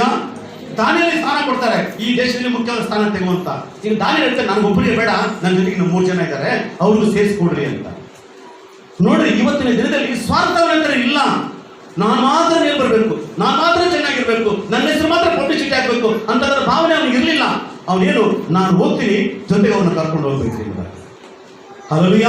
ದಾನಿಯೇಲನಿಗೆ ಅವಳ ಆಪರ್ಚುನಿಟಿ ಸಿಕ್ತು, ಒಂದು ಒಳ್ಳೆ ಸ್ಥಾನವನ್ನ ಅವರ ಸ್ನೇಹಿತರನ್ನ ಜ್ಞಾಪಕ ಮಾಡ್ಕೊಂಡ. ಯಾರವರು? ಇವ್ರ ಜೊತೆಗೆ ಇದ್ದಂಥವರೇ ಆಗಿದ್ದಾರೆ. ನನ್ನ ಪ್ರೀತಿಯುಳ್ಳ ದೇವರ ಮಕ್ಕಳು, ಯಾಕೆ ಎಂಬುದಾಗಿ ನೋಡುವಾಗ, ಅವರು ಗುಲಾಮರಾಗಿ ದೇಶಕ್ಕೆ ಹೋದ್ರು, ರಾಜನ ಆಜ್ಞೆ ಇದ್ರು ಸಹ ರಾಜನ ಆಜ್ಞೆಯನ್ನು ಮೀರಿದ್ರು. ಅವರು ಸವಾಲ್ ಬಿಟ್ರು, ಏನಂತ, ಒಂದು 10 ದಿವಸ ಸಮಯ ಕೊಡ್ರಿ, ಒಂದು 20 ದಿವಸ ಸಮಯ ಕೊಡ್ರಿ, ಅವ್ರಿಗೂ ರಾಜನ ಊಟ ಕೊಡ್ರಿ, ನಮಗೆ ಸೊಪ್ಪು ತರಕಾರಿನ ಕೊಡ್ರಿ, ಈ ಪರೀಕ್ಷೆ ಮಾಡಿ ನೋಡ್ರಿ, ಇಬ್ಬರಲ್ಲಿ ಏನು ವ್ಯತ್ಯಾಸ ಕಾಣುತ್ತಾ ಅಂತ. ಒಂದು ಸಮಯ ಅವರಿಗಿಂತ ನಾನು ಡಲ್ ಆಗಿದ್ರೆ ನೀವು ಹುಟ್ಟಿದಿನ ತಿಂತೀವಿ, ಒಂದು ಸಮಯ ಅವ್ರ ಮುಖಕ್ಕಿಂತ ನನ್ನ ಮುಖ ಪ್ರಕಾಶವಾಗಿದ್ರೆ ನಮ್ಗೆ ಇದನ್ನೇ ಮುಂದುವರಿಸ್ರಿ ಎಂಬುದಾಗಿ ಒಂದು ಸವಾಲು ಆಗ್ತಾರೆ. ಕಾರಣ ಅವರಿಗಿದ್ದಂತ ಒಂದು ವೈರಾಗ್ಯವಾದ ಜೀವಿತ. ನನ್ನ ದೇವರಿಂದ ಎಲ್ಲವೂ ಸಾಧ್ಯ ಉಂಟು. ಯಾಕಂದ್ರೆ ನಮ್ಮ ತಾತ ಮುತ್ತಾತ ಅವರೆಲ್ಲರೂ ದಾಟಿ ಬಂದಂತ ಜೀವಿತವು ನನ್ನ ದೇವರ ಆಶೀರ್ವಾದಗಳ ಮೂಲಕವಾಗಿ ಎಲ್ಲೋ ಇದ್ದಂಥವ್ರನ್ನ ಮೇಲೆ ಕೆತ್ತಿ ನಿಲ್ಲಿಸಿದವರು ನನ್ನ ದೇವರು. ಅದೇ ದೇವರು ನನ್ನ ಆರಾಧನೆ ಮಾಡ್ತಾ ಇದ್ದೀನಿ ಎಂಬುದಾಗಿ ದಾನಿಯೇಲನಿಗೂ, ಶದ್ರಕ್, ಮೇಷಕ್, ಅಬೇದ್ನೆಗೋ ಒಂದು ವೈರಾಗ್ಯ ಬಂತು. ಆದ್ದರಿಂದ ಗುಲಾಮರಾಗಿದ್ದಂಥ ವ್ಯಕ್ತಿಯನ್ನ ನನ್ನ ದೇವರು ಆ ದೇಶದಲ್ಲಿ ಒಂದು ಉನ್ನತ ಸ್ಥಾನಕ್ಕೆ ತಂದರು ಅಂತ ಅಂದ್ರೆ ಅದಕ್ಕೆ ಬೇರೆ ಏನು ಕಾರಣ ಅಲ್ಲ, ಅವರ ಶ್ರಮ, ಅವರ ನಂಬಿಕೆ, ಅವರ ಪ್ರಯಾಸ, ಅವರಿಗಿದ್ದಂಥ ಪರಿಶುದ್ಧತೆ. ನನ್ನ ಪ್ರೀತಿಯುಳ್ಳ ದೇವರ ಮಕ್ಕಳೇ, ಇವತ್ತು ನಾವು ಮೇಲೆ ಬರಬೇಕೆಂಬುದಾಗಿ ನಾವು ಭಾವಿಸಬೇಕು, ಆಸೆ ಮಾಡಬೇಕು, ತಪ್ಪಲ್ಲ. ಆದರೆ ಬರುವುದಕ್ಕಿಂತ ಮುಂಚಿತವಾಗಿ ನಮ್ಮ ಶ್ರಮದ ಎಫೆಕ್ಟ್ ಅಲ್ಲಿ ಇರಬೇಕು. ನಾವು ಎಷ್ಟರ ಮಟ್ಟಿಗೆ ದೇವರ ಸೇವೆ ವಿಷಯದಲ್ಲಿ, ಆಲಯದ ವಿಷಯದಲ್ಲಿ, ಸಭೆಯ ಕೆಲಸ ಕಾರ್ಯಗಳಲ್ಲಿ ನಾವು ಎಷ್ಟು ಆಸಕ್ತಿಯನ್ನು ವಹಿಸ್ತೀವಿ ಅದರ ಮೇಲೆ ಡಿಪೆಂಡ್ ಆಗುತ್ತೆ ದೇವರ ಆಶೀರ್ವಾದ. ಹಲ್ಲೆಲೂಯ. ಎಲಿಯನಿಗೆ ಎಲಿಷ ಕೈ ನೀರಾಗ್ತಾ ಇದ್ದ, ಮೋಶೆಗೆ ಯೆಹೋಶುವ ಸೇವಕನಾಗಿದ್ದ. ಹಲ್ಲೆಲೂಯ. ದಾನಿಯೇಲ, ಶದ್ರಕ್, ಮೇಷಕ್, ಅಬೇದ್ನೆಗೋ ಗುಲಾಮರಾದ ದೇಶಕ್ಕೆ ಹೋದ್ರು. ಹಲ್ಲೆಲೂಯ. ಅವ್ರು ಯಾರು ಸ್ವಾರ್ಥಿಗಳಾಗಿರ್ಲಿಲ್ಲ, ಅವರೆಲ್ಲರೂ ಸಹ ದೇವರ ವಾಕ್ಯಕ್ಕೆ ವಿಧೇಯರಾಗಿ ನಡೀತಕ್ಕಂಥ ವ್ಯಕ್ತಿಗಳಾಗಿದ್ರು. ಇರುವಂತ ಸ್ಥಿತಿಯಲ್ಲಿ ದೇವರನ್ನ ಅವರು ಮಹಿಮೆ ಪಡಿಸ್ತಾ ಇದ್ರು, ಪರಿಶುದ್ಧತೆಯನ್ನು ಕಾದುಕೊಂಡ್ರು. ತಮಗೆ ಕೊಟ್ಟಿರ್ತಕ್ಕಂಥ ಸೇವೆಯನ್ನ, ತಮಗೆ ಕೊಟ್ಟಿರ್ತಕ್ಕ ಜವಾಬ್ದಾರಿಯನ್ನ, ತಮಗೆ ಕೊಟ್ಟಿರ್ತಕ್ಕ ಸ್ಥಾನವನ್ನ, ತಮಗೆ ಕೊಟ್ಟಿರ್ತಕ್ಕ ಪರಿಶುದ್ಧವಾದಂತ ವಿಶ್ವಾಸ ಜೀವಿತವನ್ನ ಅವರು ಕಾಪಾಡಿಕೊಂಡಿದ್ದರಿಂದ ದೇವರು ಏನ್ ಮಾಡಿದಂತೆ ಉನ್ನತ ಸ್ಥಿತಿಗೆ ತಂದರು ಎಂಬುದಾಗಿ ನಾವು ನೋಡ್ತೇವೆ. ಹಲ್ಲೆಲೂಯ. ಇವತ್ತಿನ ದಿನಗಳಲ್ಲಿ ನಾವೆಲ್ಲೋ ಇದೆಯೋ ಅಂತ ಚಿಂತೆ ಮಾಡಬೇಡ್ರಿ. ನಮ್ಮನ್ನೆಲ್ಲ ಹಿಂಗಂತಾರೆ ಅಂತ ಚಿಂತೆ ಮಾಡಬೇಡ್ರಿ. ಯಾರು ಹೆಂಗೆ ಹೇಳಿ ಅದೇ ಬಾಯಿಗೆ ಒಂದು ದಿನ ನಿಮ್ಮನ್ನು ಅಪ್ಪ ಎಂಬುದಾಗಿ ಕರೆದೇ ಕರೀತಾರೆ, ನೀವು ಶ್ರೇಷ್ಠರು ಎಂಬುದಾಗಿ ಕರೆದೇ ಕರೀತಾರೆ. ಇವರ ಇದರಲ್ಲ ಹಿಂಗಾಗ್ಬಿಟ್ರಲ್ಲ ಎಂಬುದಾಗಿ ಅವರೇ ಅವರ ಬಾಯಿಂದ ಹೇಳುವ ರೀತಿಯಲ್ಲಿ ದೇವರು ಒಂದು ಕಾರ್ಯವನ್ನು ಮಾಡಲಿಕ್ಕೆ ಆತನ ಶಕ್ತನಾಗಿದ್ದಾನೆ. ಇನ್ನೊಂದು ವಾಕ್ಯನ ಓದ್ಕೊಳ್ಳೋಣ. ದಾನಿಯೇಲನ ಪುಸ್ತಕ 4ನೇ ಅಧ್ಯಾಯ 21ನೇ ವಚನ 30ನೇ ವಚನ. 12 ತಿಂಗಳು ಕಳೆದ ನಂತರ ಅವನು ಬಾಬೆಲಿನ ಅರಮನೆಯ ಮೇಲೆ ತಿರುಗಾಡುತ್ತಾ ಬಾಬೆಲಿನ ಅರಮನೆಯ ಮೇಲೆ ತಿರುಗಾಡುತ್ತಾ ನನ್ನ ಮಹಿಮೆ ಪ್ರಸಿದ್ಧಿಗೆ ಬರುವಂತೆ ನನ್ನ ಸಾಮರ್ಥ್ಯ ಬಲದಿಂದ ರಾಜ ನಿವಾಸಕ್ಕಾಗಿ ನಾನು ಕಟ್ಟಿಸಿಕೊಂಡಿರ್ತಕ್ಕಂಥ ಇಗೋ ಈ ಪಟ್ಟಣವನ್ನು ನೋಡ್ರಿ. ಹಲ್ಲೆಲೂಯಾ. ಈಗ ನೆಬೂಕದ್ನೆಚ್ಚರ್ ಎಂಬತಕ್ಕಂಥ ಒಬ್ಬ ಅರಸ ಇದ್ದಾನೆ. ಸಾಕಷ್ಟು ಸಲ ದೇವರವನ್ನ ಭೇಟಿ ಮಾಡಿದ್ದಾರೆ, ಆದರೂ ಸಹ ಅವನಿಗೆ ದುರಹಂಕಾರ ಬಿಟ್ಟು ಹೋಗಿಲ್ಲ. ಒಂದ್ಸರಿ ಏನ್ ಮಾಡ್ದ, ಇದು ಆಗೋಕ್ಕಿಂತ ಮುಂಚಿತವಾಗಿ ಹಿಂಗ ಆಗುತ್ತೆ ಅಂತ ಅವನಿಗೆ ಎಚ್ಚರಿಕೆ ದೇವರು ಕೊಟ್ಟಿದ್ರು. ಹಲ್ಲೆಲೂಯಾ. ಹಿಂಗ ಆಗುತ್ತೆ ಅಂತ ದೇವರು ಅವನಿಗೆ ಎಚ್ಚರಿಕೆ ಕೊಟ್ಟಿದ್ರು, ಆದ್ರೂ ಸಹ ಅವನು ಮರ್ತ. ಎಚ್ಚರಿಕೆ ಕೊಟ್ಟಿದ್ರು ಸಹ ಮರ್ತ. ಅವನು ಅರಮನೆ ಮೇಲೆ ನಿಂತ್ಕೊಂಡ್ಬಿಟ್ಟ, ಮೇಲೆ ತುದಿ ಹೋಗಿ ನಿಂತ್ಕೊಂಡ್ಬಿಟ್ಟ. ಈಗ ನೋಡ್ತಾನೆ ಇಡೀ ಬಾಬೆಲ್ ಸಂಸ್ಥಾನವೇ, ಬಾಬೆಲ್ ಪಟ್ಟಣಗೆ ಅವನ ಕಣ್ಣು ಮುಂದೆ ಕಾಣ್ತಿದೆ. ಬಾಬೆಲ್ ರಾಜಸ್ಥಾನ ರಾಜವೇ ಅವನ ಕಣ್ಣು ಮುಂದೆ ಕಾಣ್ತಾ ಇದೆ. ಈ ಸೊಟ್ಟದ ಮೇಲೆ ಕೈ ಇಟ್ಕೊಂಡ, ಹಿಂಗ ಮೀಸೆಗೆ ತಿರ್ಕೊಂಡ. ಹಂಗೆ ನೋಡ್ರಿ, ನಾನು ಕಟ್ಟಿರ್ತಕ್ಕಂಥ ಬಾಬೆಲ್ ಸಂಸ್ಥಾನವನ್ನ, ಈ ಪಟ್ಟಣವು ಎಷ್ಟು ಸೌಂದರ್ಯವಾಗಿದೆ, ನಾನು ಕಟ್ಟಿಸಿದಂತ ಈ ದೇಶ ನೋಡ್ರಿ ಎಷ್ಟು ಚೆನ್ನಾಗಿದೆ, ಹಂಗೆ ಹಿಂಗೆ ಎಂಬುದಾಗಿ ನಾನು ಕಟ್ಟಿಸಿದ್ದು, ನಾನು ಮಾಡಿದ್ದು, ನಾನು ಕಟ್ಟಿದ್ದು, ನಾನು ಮಾಡಿದ್ದು, ನಾನು ಕಟ್ಟಿದ್ದು ಹೇಳ್ಕೊಳ್ತಾ ಹೇಳ್ಕೊಳ್ತಾ ಹೇಳ್ಕೊಳ್ತಾ ನನ್ನ ಪರಾಕ್ರಮದಿಂದ, ನನ್ನ ಸಾಮರ್ಥ್ಯದಿಂದ, ನನ್ನ ಜ್ಞಾನದಿಂದ, ನನ್ನ ಹಣದಿಂದ ಎಲ್ಲವನ್ನು ಕಟ್ಟಿ ಮುಗಿಸಿದೆ ಅಂತ ಅನ್ಕೊಂಡ. ಹಿಂಗ ಅನ್ಕೋಬೇಡ ಕಣೋ ಅಂತ ಮೊದಲೇ ದೇವ್ರು ಹೇಳಿದ್ರು ನನಗೆ, ದಾನಿಯೇಲನ ಮುಖಾಂತರವಾಗಿ ದೇವ್ರು ಹೇಳಿದ್ರು. ಆದ್ರೂ ಸಹ ಅವನು ಮರ್ತು ಬಿಟ್ಟ. ಹಲ್ಲೆಲೂಯಾ. ದೇವರು ಅನೇಕ ಸಾರಿ ನಿಮ್ಮ ಪ್ರತಿಯೊಬ್ಬೊಬ್ಬರಿಗೂ ಸಹ ದೇವರು ಎಚ್ಚರಿಕೆ ಕೊಟ್ಟಿರ್ತಾನೆ, ಎಚ್ಚರಿಕೆ ಕೊಟ್ಟಿದ್ದಾನೆ. ಅನೇಕರು ಏನ್ ಮಾಡ್ತಿದ್ದೀರಾ, ಇದು ಅವನಿಗೆ ಇದು ಅವಳಿಗೆ ಅಂತ ಎಲ್ಲ ಆ ಕಡೆ ಈ ಕಡೆ ತಿಳಿಸ್ಬಿಟ್ಟು ನೀವು ಮುಂದೆ ಮುಂದೆ ಹೋಗ್ತಾ ಇದ್ದೀರಾ. ಯಾಕೆ ನಿಮ್ಗೆ ಆಶೀರ್ವಾದಗಳಿಲ್ಲ, ಪ್ರತಿಭೆಗಳು ಯಾಕೆ ನಿಮಗೆ ಕಾಣ್ತಾ ಇಲ್ಲ ಅಂದ್ರೆ ನೆಬೂಕದ್ನೆಚ್ಚರನ ಆತ್ಮವು ನಿಮ್ಮ ಮೇಲೆ ಇಳಿದು ಬಂದಿರುವುದರಿಂದ ಅನೇಕರು ಆಶೀರ್ವಾದವನ್ನು ಕಳೆದುಕೊಳ್ಳುತ್ತಾ ಇದ್ದೀರಿ. ಹಲ್ಲೆಲೂಯಾ. ಅವನು ಅನ್ಕೊಂಡ, ದೇವರು ಹಿಂಗ ಅನ್ಕೊಟ್ಯಾ, ಮುಂದಕ್ಕೆ ಹಿಂಗೆಲ್ಲ ಶಿಕ್ಷೆ ಆಗುತ್ತೆ, ಎಚ್ಚರಿಕೆ ಆಗಿರು ಅಂತ ಅಂದ್ರು. ಅವನು ಹೌದಾ ಹೌದಾ ಹೌದಾ ಅಂತ ಕೇಳ್ಕೊಂಡು ಅದನ್ನೇ ಅವನು ಮಾಡ್ದ. ಏನ್ ಮಾಡ್ದ ಅವನು? ಬಾಬೆಲ್ ಸಂಸ್ಥಾ ಪಟ್ಟಣವನ್ನು ನೋಡ್ತಾ ಇದ್ದಾನೆ. ಮಾಡಿ ಮೇಲೆ ಹೋಗ್ಬಿಟ್ಟ, ಅರಮನೆ ಮೇಲೆ ಹೋದ, ನಿಂತ್ಕೊಂಡ, ಎಲ್ಲ ಕಾಣ್ತಾ ಇದೆ. ಮೈಸೂರಿಗೆ ಹೋಗ್ರಿ, ಚಾಮುಂಡೇಶ್ವರಿ ಬೆಟ್ಟ ಅಂತಿದೆ, ಅದ್ರ ಮೇಲೆ ನಿಂತ್ಕೊಂಡ್ರೆ ಇಡೀ ಊರೇ ಕಾಣುತ್ತೆ, ಮೈಸೂರೇ ಕಾಣುತ್ತೆ. ಹಲ್ಲೆಲೂಯಾ. ತಮಿಳುನಾಡು ಹೋಗ್ರಿ, ಥಾಮಸ್ ಮೌಂಟನ್ ಅಂತ ಹೋಗಿದೆ, ಅಲ್ಲೋ ನಿಂತ್ಕೊಂಡ್ರಿ ಇಡೀ ಸಿಟಿನೇ ಕಾಣ್ತಿರುತ್ತೆ. ಹಲ್ಲೆಲೂಯಾ. ಆ ರೀತಿ ಬಾಬೆಲ್ ಸಂಸ್ಥಾನದ ಅರಮನೆ ಮೇಲೆ ನಿಂತ್ಕೊಂಡು ಹಿಂಗೆ ನೋಡ್ತಾ ಇದ್ದಾನೆ. ಹಿಂಗೆ ಬೇಕಾ ಇಟ್ಕೊಳ್ಳಿ, ಸೊಂಟದ ಬೇಕಾ ಇಟ್ಕೊಂಡು ಹಿಂಗೆ ನೋಡ್ತಾ ಇದ್ದಾನೆ. ಎಷ್ಟು ಸೌಂದರ್ಯವಾಗಿದೆ. ಇವೆಲ್ಲವೂ ಏನ್ ಮಾಡಿದ್ದು? ನನ್ನ ಸಾಮರ್ಥ್ಯದಿಂದ ಕಟ್ಬಿಟ್ಟಂತೆ. ಕಟ್ಟಿದ್ ಯಾರು? ಇವನು ದುಡ್ಡಿದ್ದಾನೆ. ಕಟ್ಟಿದ್ ಯಾರು? ಇವನ ಹೇಳ್ತಿದ್ದೇನು, ನಾನು ಕಟ್ಟಿದ್ದೆ, ನಾನು ಕಟ್ಟಿದ್ದೆ. ಆಮೇಲೆ ನನ್ನ ಮಹಿಮೆ, ಇವನ್ ಮಹಿಮೆ ಅಂತ, ದೇವ್ರ ಮಹಿಮೆ ಅಲ್ಲ, ನನ್ನ ಮಹಿಮೆಯು ನನ್ನ ಪ್ರಸಿದ್ಧಿ, ನಾನು ನನ್ನ ಮಹಿಮೆ, ನನ್ನ ಹೆಸರು ಪ್ರಪಂಚಕ್ಕೆಲ್ಲ ಪ್ರಸಿದ್ಧಿ ಆಗ್ಲಿಕ್ಕೆ ಕಾರಣ ಏನು ಗೊತ್ತಾ? ನನ್ನ ಸಾಮರ್ಥ್ಯ ಬರೋದು. ಯಾವ ಸಹಾಯ ನನಗೆ ಅವಶ್ಯಕತೆ ಇಲ್ಲ, ಯಾರು ಸಪೋರ್ಟ್ ನನಗೆ ಅವಶ್ಯಕತೆ ಇಲ್ಲ, ಯಾರ ಒಂದು ಇದ್ದದು ಆಲೋಚನೆಗೆ ಅವಶ್ಯಕತೆ ಇಲ್ಲ, ಯಾರ ಬೋಧನೆ ನನಗೆ ಅವಶ್ಯಕತೆ ಇಲ್ಲ, ಎಲ್ಲ ನನ್ನ ಸಾಮರ್ಥ್ಯದಿಂದ ಬಂದದ್ದು.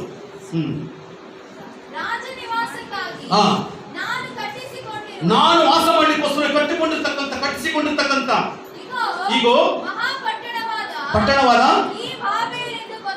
ಓ ಈ ಬಾಬೆಲ್, ಓ ನನಗೋಸ್ಕರ ಕಟ್ಟಿಕೊಂಡಿರ್ತಕ್ಕಂಥ ಈ ಸುಂದರವಾಗಿರ್ತಕ್ಕಂಥ ಅರಮನೆ ಅಂತ ನಾನು ಅನ್ಕೊಂಡ. ಹಲ್ಲೆಲೂಯಾ. 33ನೇ ವಚನ ಓದಿ. ಈ ನುಡಿಯು ನೆಬೂಕದ್ನೆಚ್ಚರನಲ್ಲಿ ಹಲ್ಲೆಲೂಯಾ ನೆರವೇರ್ತಂತೆ. ಅವನಿಗೆ ಹೇಳ್ತಾ ಇದ್ದಾನೆ, ಹೇಳ್ತದೆ ನೆರವೇರ್ಬಿಟ್ಟು. ಏನ್ ನೆರವೇರ್ತು? ಅವನು ಮನುಷ್ಯರೊಳಗಿಂದ ಅಂದ್ರೆ ಬಾಬೆಲ್ ಪಟ್ಟಣದಿಂದ, ದೇಶದಿಂದ ದೊಬ್ಬಲ್ಪಟ್ಟನು. ಆಮೇಲೆ ಎಂತೆ ಅವನು ಏನಾಗಿದ್ದ? ಮನುಷ್ಯಲ್ಲ, ಮನುಷ್ಯ ಜೊತೆಗೆ ರಾಜ ಆಗಿದ್ದ. ಹಲ್ಲೆಲೂಯಾ. ಅವನು ಮನುಷ್ಯನೇ, ಆದರೆ ಬಾಬೆಲ್ ಸಂಸ್ಥಾನದ ಏನಾಗಿದ್ದ? ಅವನು ರಾಜ ಆಗಿದ್ದ. ರಾಜ ಹಾಕೊಂಡು ಹಿಂಗಂದು ಹಂಗಂದು ಸ್ವಲ್ಪ ಏನಾದ? ಸಾಕು ಸಾಕು. ಇಷ್ಟು ದಿವಸ ರಾಜ ಭೋಜನ ಪದಾರ್ಥ, ದ್ರಾಕ್ಷಿ, ಗೋಡಂಬಿ, ಉತ್ತುತ್ತಿ, ರಾಜಭೋಜನ ಪದಾರ್ಥಗಳು, ತುಪ್ಪ, ಬೆಣ್ಣೆ ಎಲ್ಲ ಇದೆಲ್ಲ ಇದು ಎಣ್ಣೆ ಅಲ್ಲ, ಎಣ್ಣೆ ಕರಿದ ತುಪ್ಪದಲ್ಲೇ ಕರೆದು ತಿನ್ನೋದು. ನಾನು ರಾಜ, ತುಪ್ಪ ಹಾಕ್ರಿ, ನಾನು ರಾಜ, ಬೆಣ್ಣೆ ಹಾಕ್ರಿ, ಇದನ್ನ ಇದ್ರಲ್ಲಿ ಕರೀರಿ, ಅದ್ರ ಕರೀರಿ ಎಂತ ಗೋಡಂಬಿ, ದ್ರಾಕ್ಷಿ, ಉತ್ತುತ್ತಿ ಎಲ್ಲ ಚೆನ್ನಾಗಿ ತಿಂದು ಎಲ್ಲರ ಕೈ ಕಾಲ ಮುಗಿಸ್ಕೊಂಡು ಆಡಂಬರದ ಜೀವನ ಮಾಡ್ಕೊಂಡು, ನಾನು ಕಟ್ಟಿರ್ತಕ್ಕಂಥ ಅರಮನೆ ನನ್ನ ಮನೆ, ಈ ದೇಶ ನನ್ನಿಂದ ಉದ್ಧಾರ ಆಗಿರೋದು, ನಾನು ಈ ದೇಶಕ್ಕೆಲ್ಲ ಸೂಪರ್ ಸ್ಟಾರ್ ಅಂತ ಅಂದು ಸ್ವಲ್ಪ ಹೊತ್ತಿಗೆ ದನ ತಿನ್ನ ತರ ಆಗ್ಬಿಟ್ಟು. ಹಲ್ಲೆಲೂಯಾ. ಏನದ ದನಗಳಂತೆ. ಹಾ, ಈಗ ಉತ್ತುತ್ತಿ ಎಲ್ಲ ಹೋಯ್ತು, ಈಗ ದ್ರಾಕ್ಷಿ ಹೋಯ್ತು, ಗೋಡಂಬಿ ಹೋಯ್ತು, ಇನ್ನೇನು ಹೋಯ್ತು? ಏನಿದೆ ಎಲ್ಲನೂ ಹೋಯ್ತು. ಉಳ್ಕೊಡೋದೇನು ಈಗ ಅವನಿಗೆ? ದೇವ್ರು ಒಳ್ಳೆ ಊಟ ಕೊಡ್ತಿದ್ದಾನೆ ನಿಮಗೀಗ, ಒಳ್ಳೆ ಊಟ ಕೊಡ್ತಾ ಇದ್ದಾನೆ, ಒಳ್ಳೆ ಮನೆ ಕೊಟ್ಟಿದ್ದಾನೆ, ವಾಸ ಮಾಡ್ಲಿಕ್ಕೆ ಎಲ್ಲ ಅವಕಾಶ ಕೊಟ್ಟಿದ್ದಾನೆ. ಇವನ್ನೆಲ್ಲ ತಿಂದು ನಾನು ಕಷ್ಟಪಟ್ಟೆ ದುಡಿತಿರೋದು ಗೊತ್ತಾ ಅಂತ ಮನೆ ಇಟ್ಟಿರೋ ಡಾಂಬಾ ಗಿಂಬ ಬಿಟ್ಟೆ ಅಂತ ಅನ್ಕೋ, ಹುಲ್ ತಿಂದ್ಬಿಡ್ತೀಯ. ನಾನು ಕಷ್ಟಪಟ್ಟೆ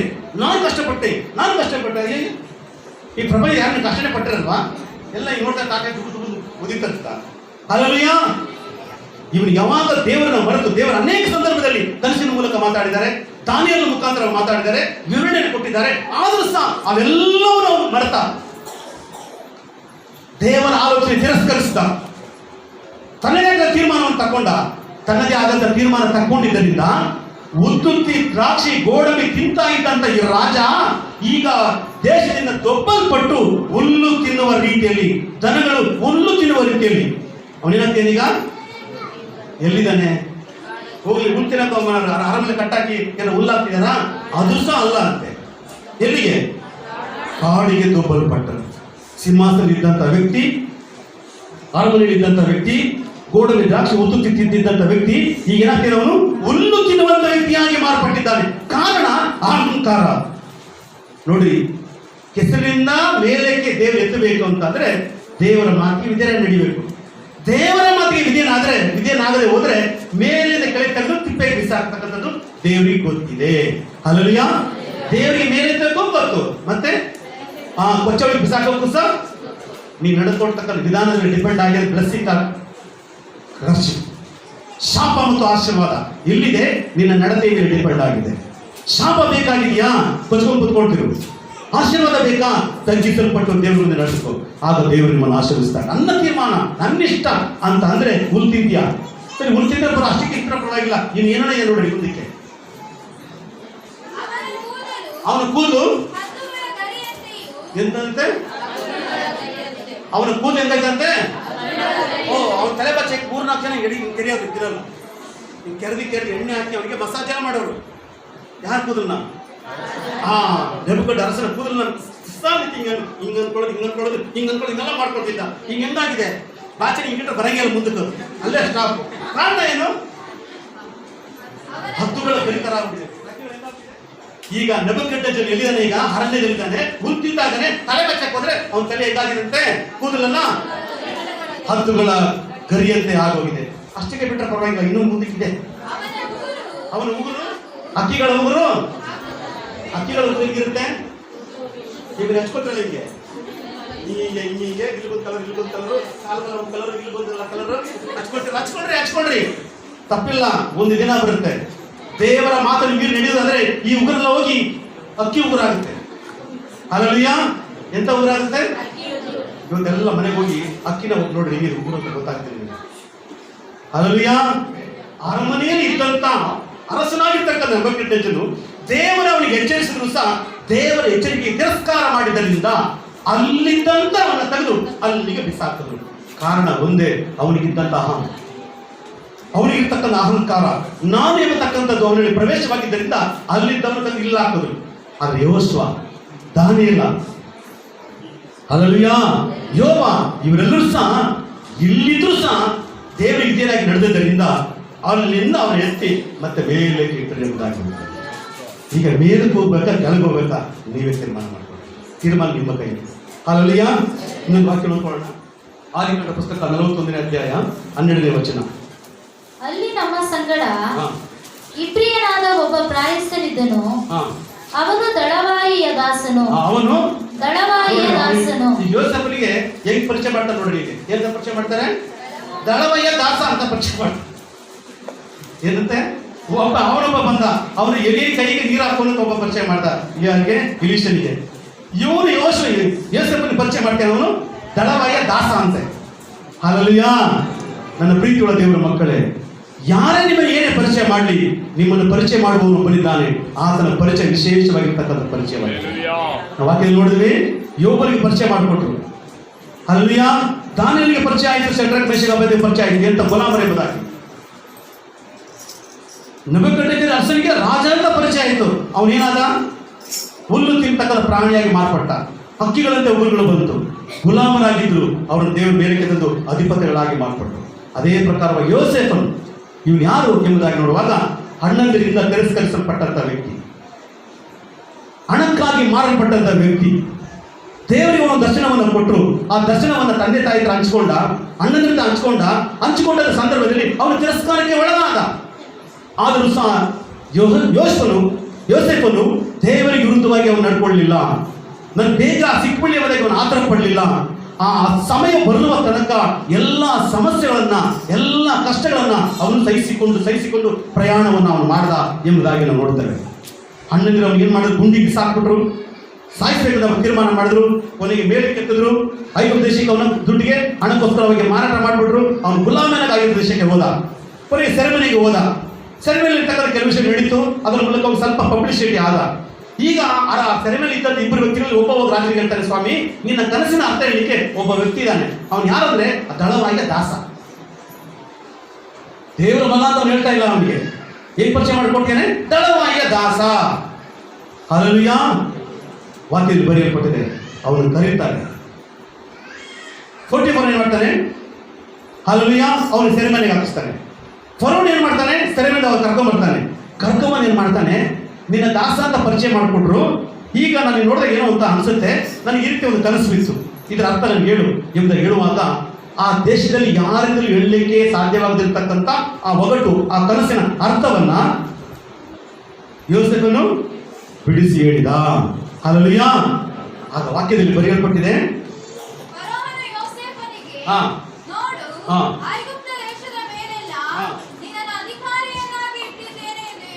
ಯಾರು? ಫರೋಹ್ ರಾಜ ಹೇಳ್ತೇನೆ ಏನಂತ? ನೋಡು, ಐಗುಪ್ತ ದೇಶದ ಮೇಲೆಲ್ಲ ನಿನ್ನನ್ನು ಅಧಿಕಾರಿಯಾಗಿ ಮಾಡಿದ್ದೇನೆ. ಒಬ್ಬ ಸರ್ವೆಂಟ್ ಹೇಳ್ತೇನೆ ಏನಂತ? ದಾಸ ಅಂತ. ಆದ್ರೆ ಅದೇ ದೇಶದ ರಾಜ ಹೇಳ್ತೇನೆ ನಿನ್ನನ್ನು ಅಧಿಕಾರಿಯಾಗಿ. ಬರೀ ಅಧಿಕಾರಿ ಅಲ್ಲ, ರಾಜ ಅನ್ನೋ ಒಂದು ಪದವಿ ಬಿಟ್ರೆ ಇಡೀ ಐಗುಪ್ತ ದೇಶದ ಎಲ್ಲ ಸರ್ವಾಧಿಕಾರವು ನಿನ್ನ ಅಧೀನದಲ್ಲಿ ಇದೆ ಎಂಬುದಾಗಿ ಹೇಳ್ತಾರೆ. ಹಲ್ಲೆಲೂಯಾ. ಏನಂತೆ? ಇಡೀ ಐಗುಪ್ತ ದೇಶದ ಸರ್ವ ಅಧಿಕಾರವು, ರಾಜನ ಸ್ಥಾನವನ್ನು ಒಂದು ಬಿಟ್ಟು ಬಾಕಿ ಎಲ್ಲವನ್ನು ನಿನ್ನ ಕೈ ಕೊಡ್ತಾ ಇದ್ದಾನೆ. ಮತ್ತೆ ರಾಜ ಕರೀತಾನೆ ಎಲ್ಲರನ್ನು, ನೋಡ್ರಿ ಡಬ್ಬರ ಸಾರಿಸ್ತಾನೆ, ನೋಡ್ರಿ ಇನ್ನು ಮುಂದೆ ಈ ದೇಶದಲ್ಲಿ ಮುಖ್ಯವಾದಂತ ವ್ಯಕ್ತಿ ನನ್ನ ಬಿಟ್ಟರೆ ಇವನೇ. ಇವನ ಮಾತಿಗೆ ಯಾರಾದ್ರೂ ವಿರುದ್ಧವಾಗಿ ನಡ್ಕೊಂಡ್ರೆ ಅವನು ಕತ್ತರಿಸಿ ಹಾಕ್ಬಿಡ್ತೀನಿ. ಅವನು ಏನೇ ಸಹ ನೀವು ಆ ಮಾತನ್ನು ಕೇಳಬೇಕು. ಗುಂಡಿಗೆ ಆರಬೇಕು, ನೇಣ ಹಾಕೊಂಡ್ರೆ ನೇಣ ಹಾಕೋಬೇಕು, ಆತ್ಮಹತ್ಯೆ ಮಾಡ್ಕೋಬೇಕು. ಅವ್ರು ಹೇಳಿ ನೀವು ನಡ್ಕೋಬೇಕು. ಇಲ್ಲ ಅಂತಂದ್ರೆ ನಿಮ್ಮನ್ನು ಕೊಂದು ಹಾಕ್ಬಿಡ್ತೀನಿ ಅಂತ ಹೇಳ್ತಾನೆ. ಯಾರನ್ನ? ದಾಸ ಅಂತ ಪರಿಚಯ ಮಾಡಿಕೊಟ್ಟವನ್ನ ಈಗ ಅವನು ಏನ್ ಮಾಡ್ತಾನೆ? ಅಧಿಪತಿಯಾಗಿ ಅವನ ಆಶೀರ್ವಾದ ಹೊಂದಿದ್ದಾನೆ. ಹಲ್ಲೆಲೂಯಾ. ಕಾರಣ ಏನು ಗೊತ್ತಾ? ಕನಸು ಕಂಡ ಆ ದಿನದಿಂದ, ಅವನು ಕಂಡಂತ ಕನಸು ಕೊಂಡ ಆ ದಿನದಿಂದ ಈ ಪದವಿ ಹೊಂದುವ ತನಕ ದೇವರಿಗೆ ಅವನು ಇಷ್ಟವಂತನಾಗಿದ್ದನು ಎಂಬುದಾಗಿ ನೋಡ್ತಾರೆ. ಜನ ಅವನಿಗೆ ದಾಸ ಅಂತ ಕರೀಲಿ, ಕೈಗೆ ನೀರು ಹಾಕುವಂತ ಕರೀಲಿ, ಇವನು ಗುಲಾಮ ಅಂತ ಕರೀಲಿ, ಯಾರು ಬೇಕಾದ್ರೆ ಏನಾದ್ರೂ ಕರೀಲಿ, ಆದ್ರೆ ನನ್ನ ದೇವರು ಒಂದಲ್ಲ ಒಂದು ದಿನ ಅದೇ ಜನರ ಮುಂದೆ ನಿನ್ನನ್ನು ಉನ್ನತ ಸ್ಥಿತಿ ತರುವಂತ ದೇವರು ನಿನ್ನ ದೇವರಾಗಿದ್ದಾನೆ. ಎಲ್ಲ ಜೋರಿಗೆ ಚಪ್ಪಾಳೆ.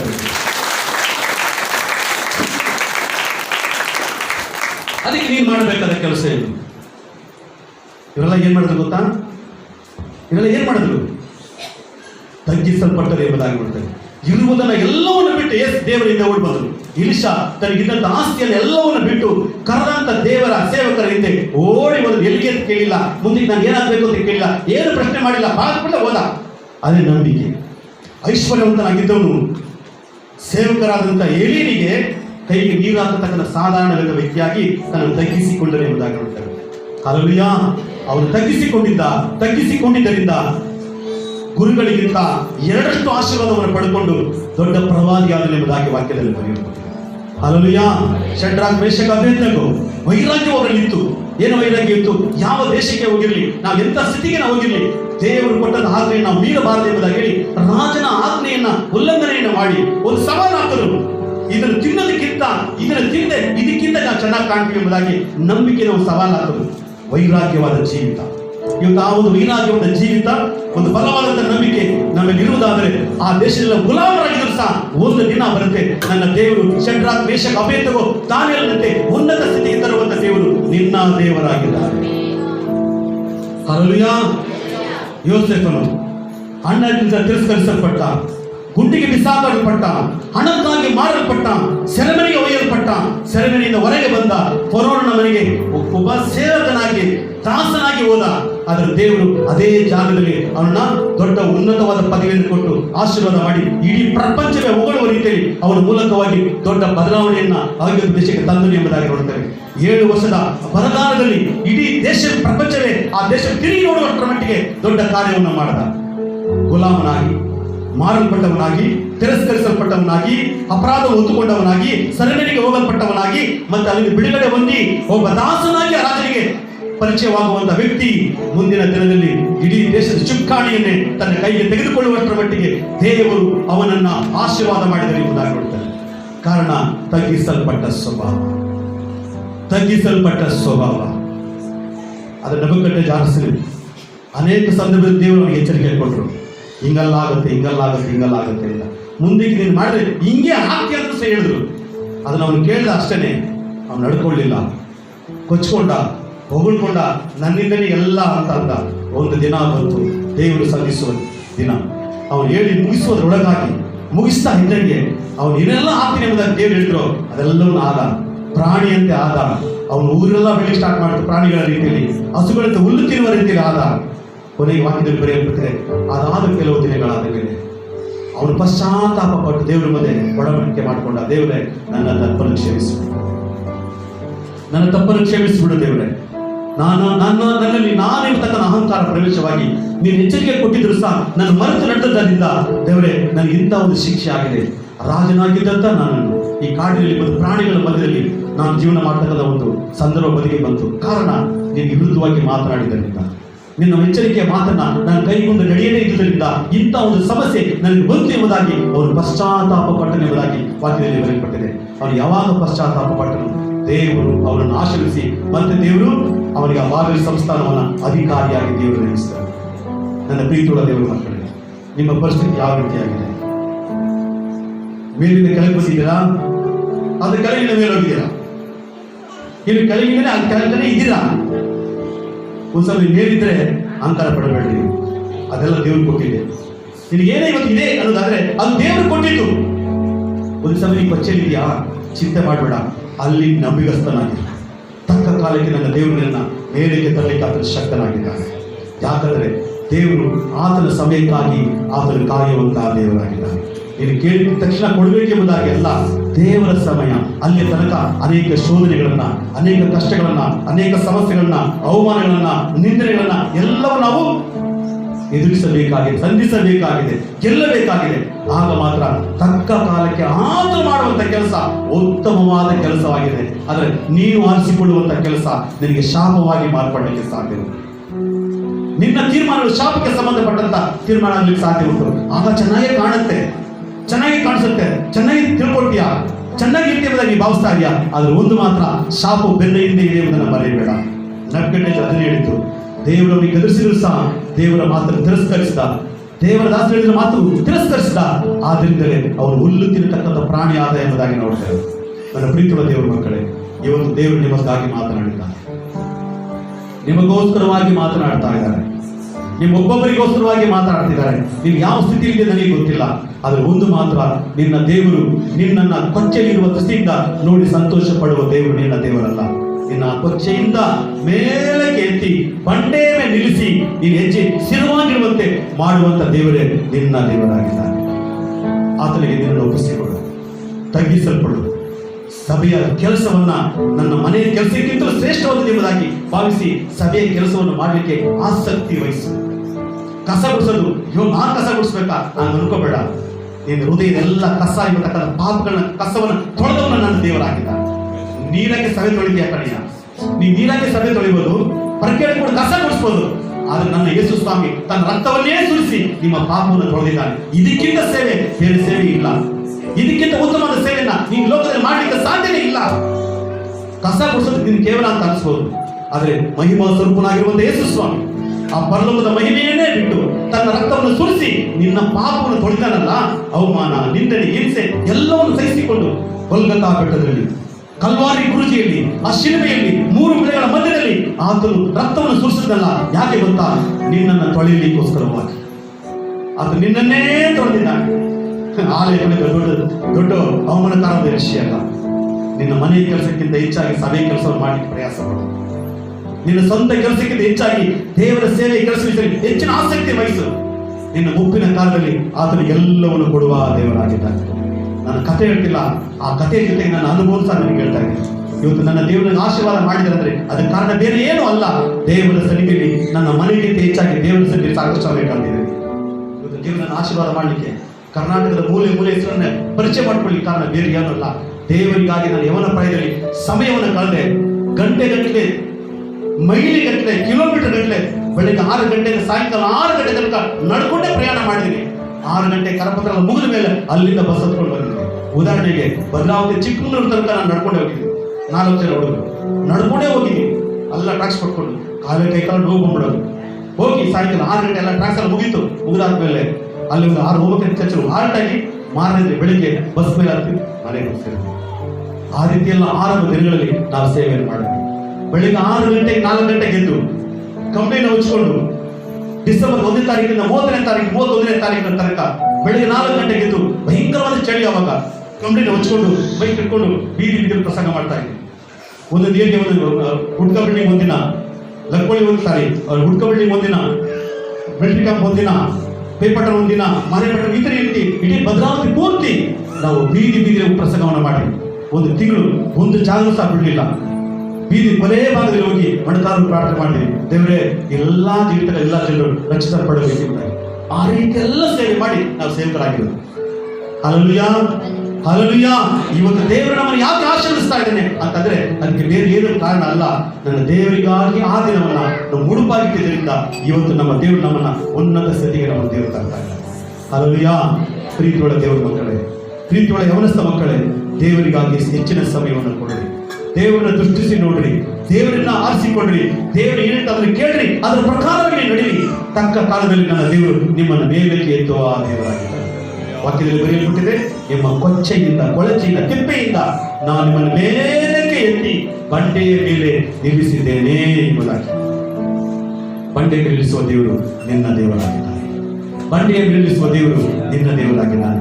ಅದಕ್ಕಾಗಿ ದೇವರಿಗೆ ಹೆಚ್ಚಿನ ಸಮಯವನ್ನು ಕೊಡ್ರಿ, ಹೆಚ್ಚಿನ ಸಮಯ ದೇವರಿಗಾಗಿ ಕೊಡ್ರಿ. ಆಗ ದೇವರು ನಿಮ್ಮನ್ನ ಉನ್ನತ ಸ್ಥಿತಿಗೆ ತರಲಿಕ್ಕೆ ಅದರ ಶಕ್ತನಾಗಿದ್ದಾರೆ. ನಾವು ಕಣ್ಣುಗಳು ಮುಚ್ಚಿ ಪ್ರಾರ್ಥನೆ ಮಾಡೋಣ. ಎಲ್ಲರೂ ಕಣ್ಣುಗಳು ಮುಚ್ಚಿ. ನಾನಿನ್ನನ್ನೇ ಪ್ರೀತಿಸುವೆ, ನಾನಿನ್ನನ್ನೇ ಪ್ರೀತಿಸುವೆ, ನಾನಿನ್ನನ್ನೇ ಪ್ರೀತಿಸುವೆ, ಇಂದಿರುವೆನು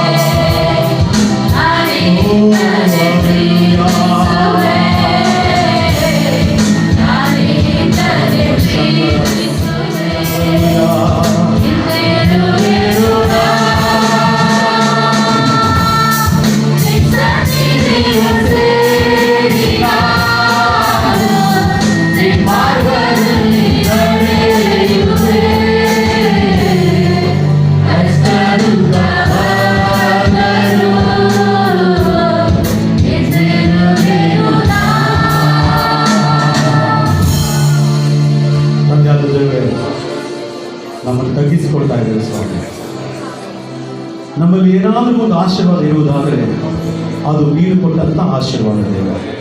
ನಮ್ಮ ಪ್ರಯತ್ನ, ನಮ್ಮ ಜ್ಞಾನ, ನಮಗಿರ್ತಕ್ಕಂಥ ಎಲ್ಲವೂ ಸ್ವಾಮಿ, ಎಲ್ಲವೂ ನೀನು ಕೊಟ್ಟಿದ್ದೆ ದೇವರೇ. ಹೊಗಳಿಕೊಳ್ಳುವುದಕ್ಕೆ ಬೇರೆ ಏನಿಲ್ಲ ಸ್ವಾಮಿ. ನಾವು ಬರಿದಾಗಿ ಬಂದವರು ಕರ್ತನೆ, ತಾಯಿ ಗರ್ಭದಲ್ಲಿ ಬರುವಾಗಲೇ ಬರಿಗೈಯಲ್ಲಿ ಬಂದವರು ಕರ್ತನೆ, ಈ ಲೋಕವನ್ನು ಬಿಟ್ಟು ಹೋಗುವಾಗಲೂ ಕರ್ತನೆ ಬರಿಗೈಯಲ್ಲೇ ಹೋಗುವಂಥ ಜನರಾಗಿದ್ದೇವೆ. ಇರುವಂಥ ದಿನಗಳಲ್ಲಿ ಕರ್ತನೆ ನಾವು ಡಂಬಾಚಾರಗಳಲ್ಲಿ ಜೀವಲಿಕ್ಕೆ ಅವಕಾಶ ಕೊಡದೆ ದೇವರೇ. ಇನ್ನು ಮುಂದಾದರೂ ನೆಬೂಕದ್ನೆಚ್ಚರನ ಪರಿಚಯ ಮಾಡಿಕೊಟ್ಟೆ, ಅವನ ಸ್ಥಿತಿ ಏನಾಯಿತು ಕೂಡ ಅದೇ ಪ್ರಕಾರ ಯೋಸೇಫನ ಪರಿಚಯ ಮಾಡಿಕೊಟ್ಟೆ, ದಾನಿಯೇಲ್, ಶದ್ರಕ್, ಮೇಷಕ್, ಅಬೇದ್ನೆಗೋರ ಪರಿಚಯ ಮಾಡಿಕೊಟ್ಟೆ ದೇವರೇ. ಯೆಹೋಶುವನನ್ನು ಸಹ ಪರಿಚಯ ಮಾಡಿಕೊಟ್ಟೆ. ಈಗ ನಾವು ಯಾವ ಸ್ಥಿತಿಯಲ್ಲಿದ್ದೇವೆ ನಮ್ಮನ್ನು ನಾವು ಪರೀಕ್ಷೆ ಮಾಡಿಕೊಳ್ಬೇಕು. ಅದರಂತೆ ನಡೀಲಿಕ್ಕಾಗುತ್ತೆ ಸಹಾಯ. ಈ ವಾಕ್ಯವನ್ನು ಸಹಿತ ಕದ್ದುಕೊಳ್ಳದ ರೀತಿ ಒಂದೊಂದು ಹೃದಯದಲ್ಲಿ ಕಾರ್ಯ ಮಾಡುವಂತ ಕರ್ತನೆ ಸಹಾಯ ಮಾಡಿ, ಆಶೀರ್ವಾದ ಮಾಡಿ. ಯೇಸುವಿನ ನಾಮದಲ್ಲಿ ತಂದೆ, ಆಮೆನ್.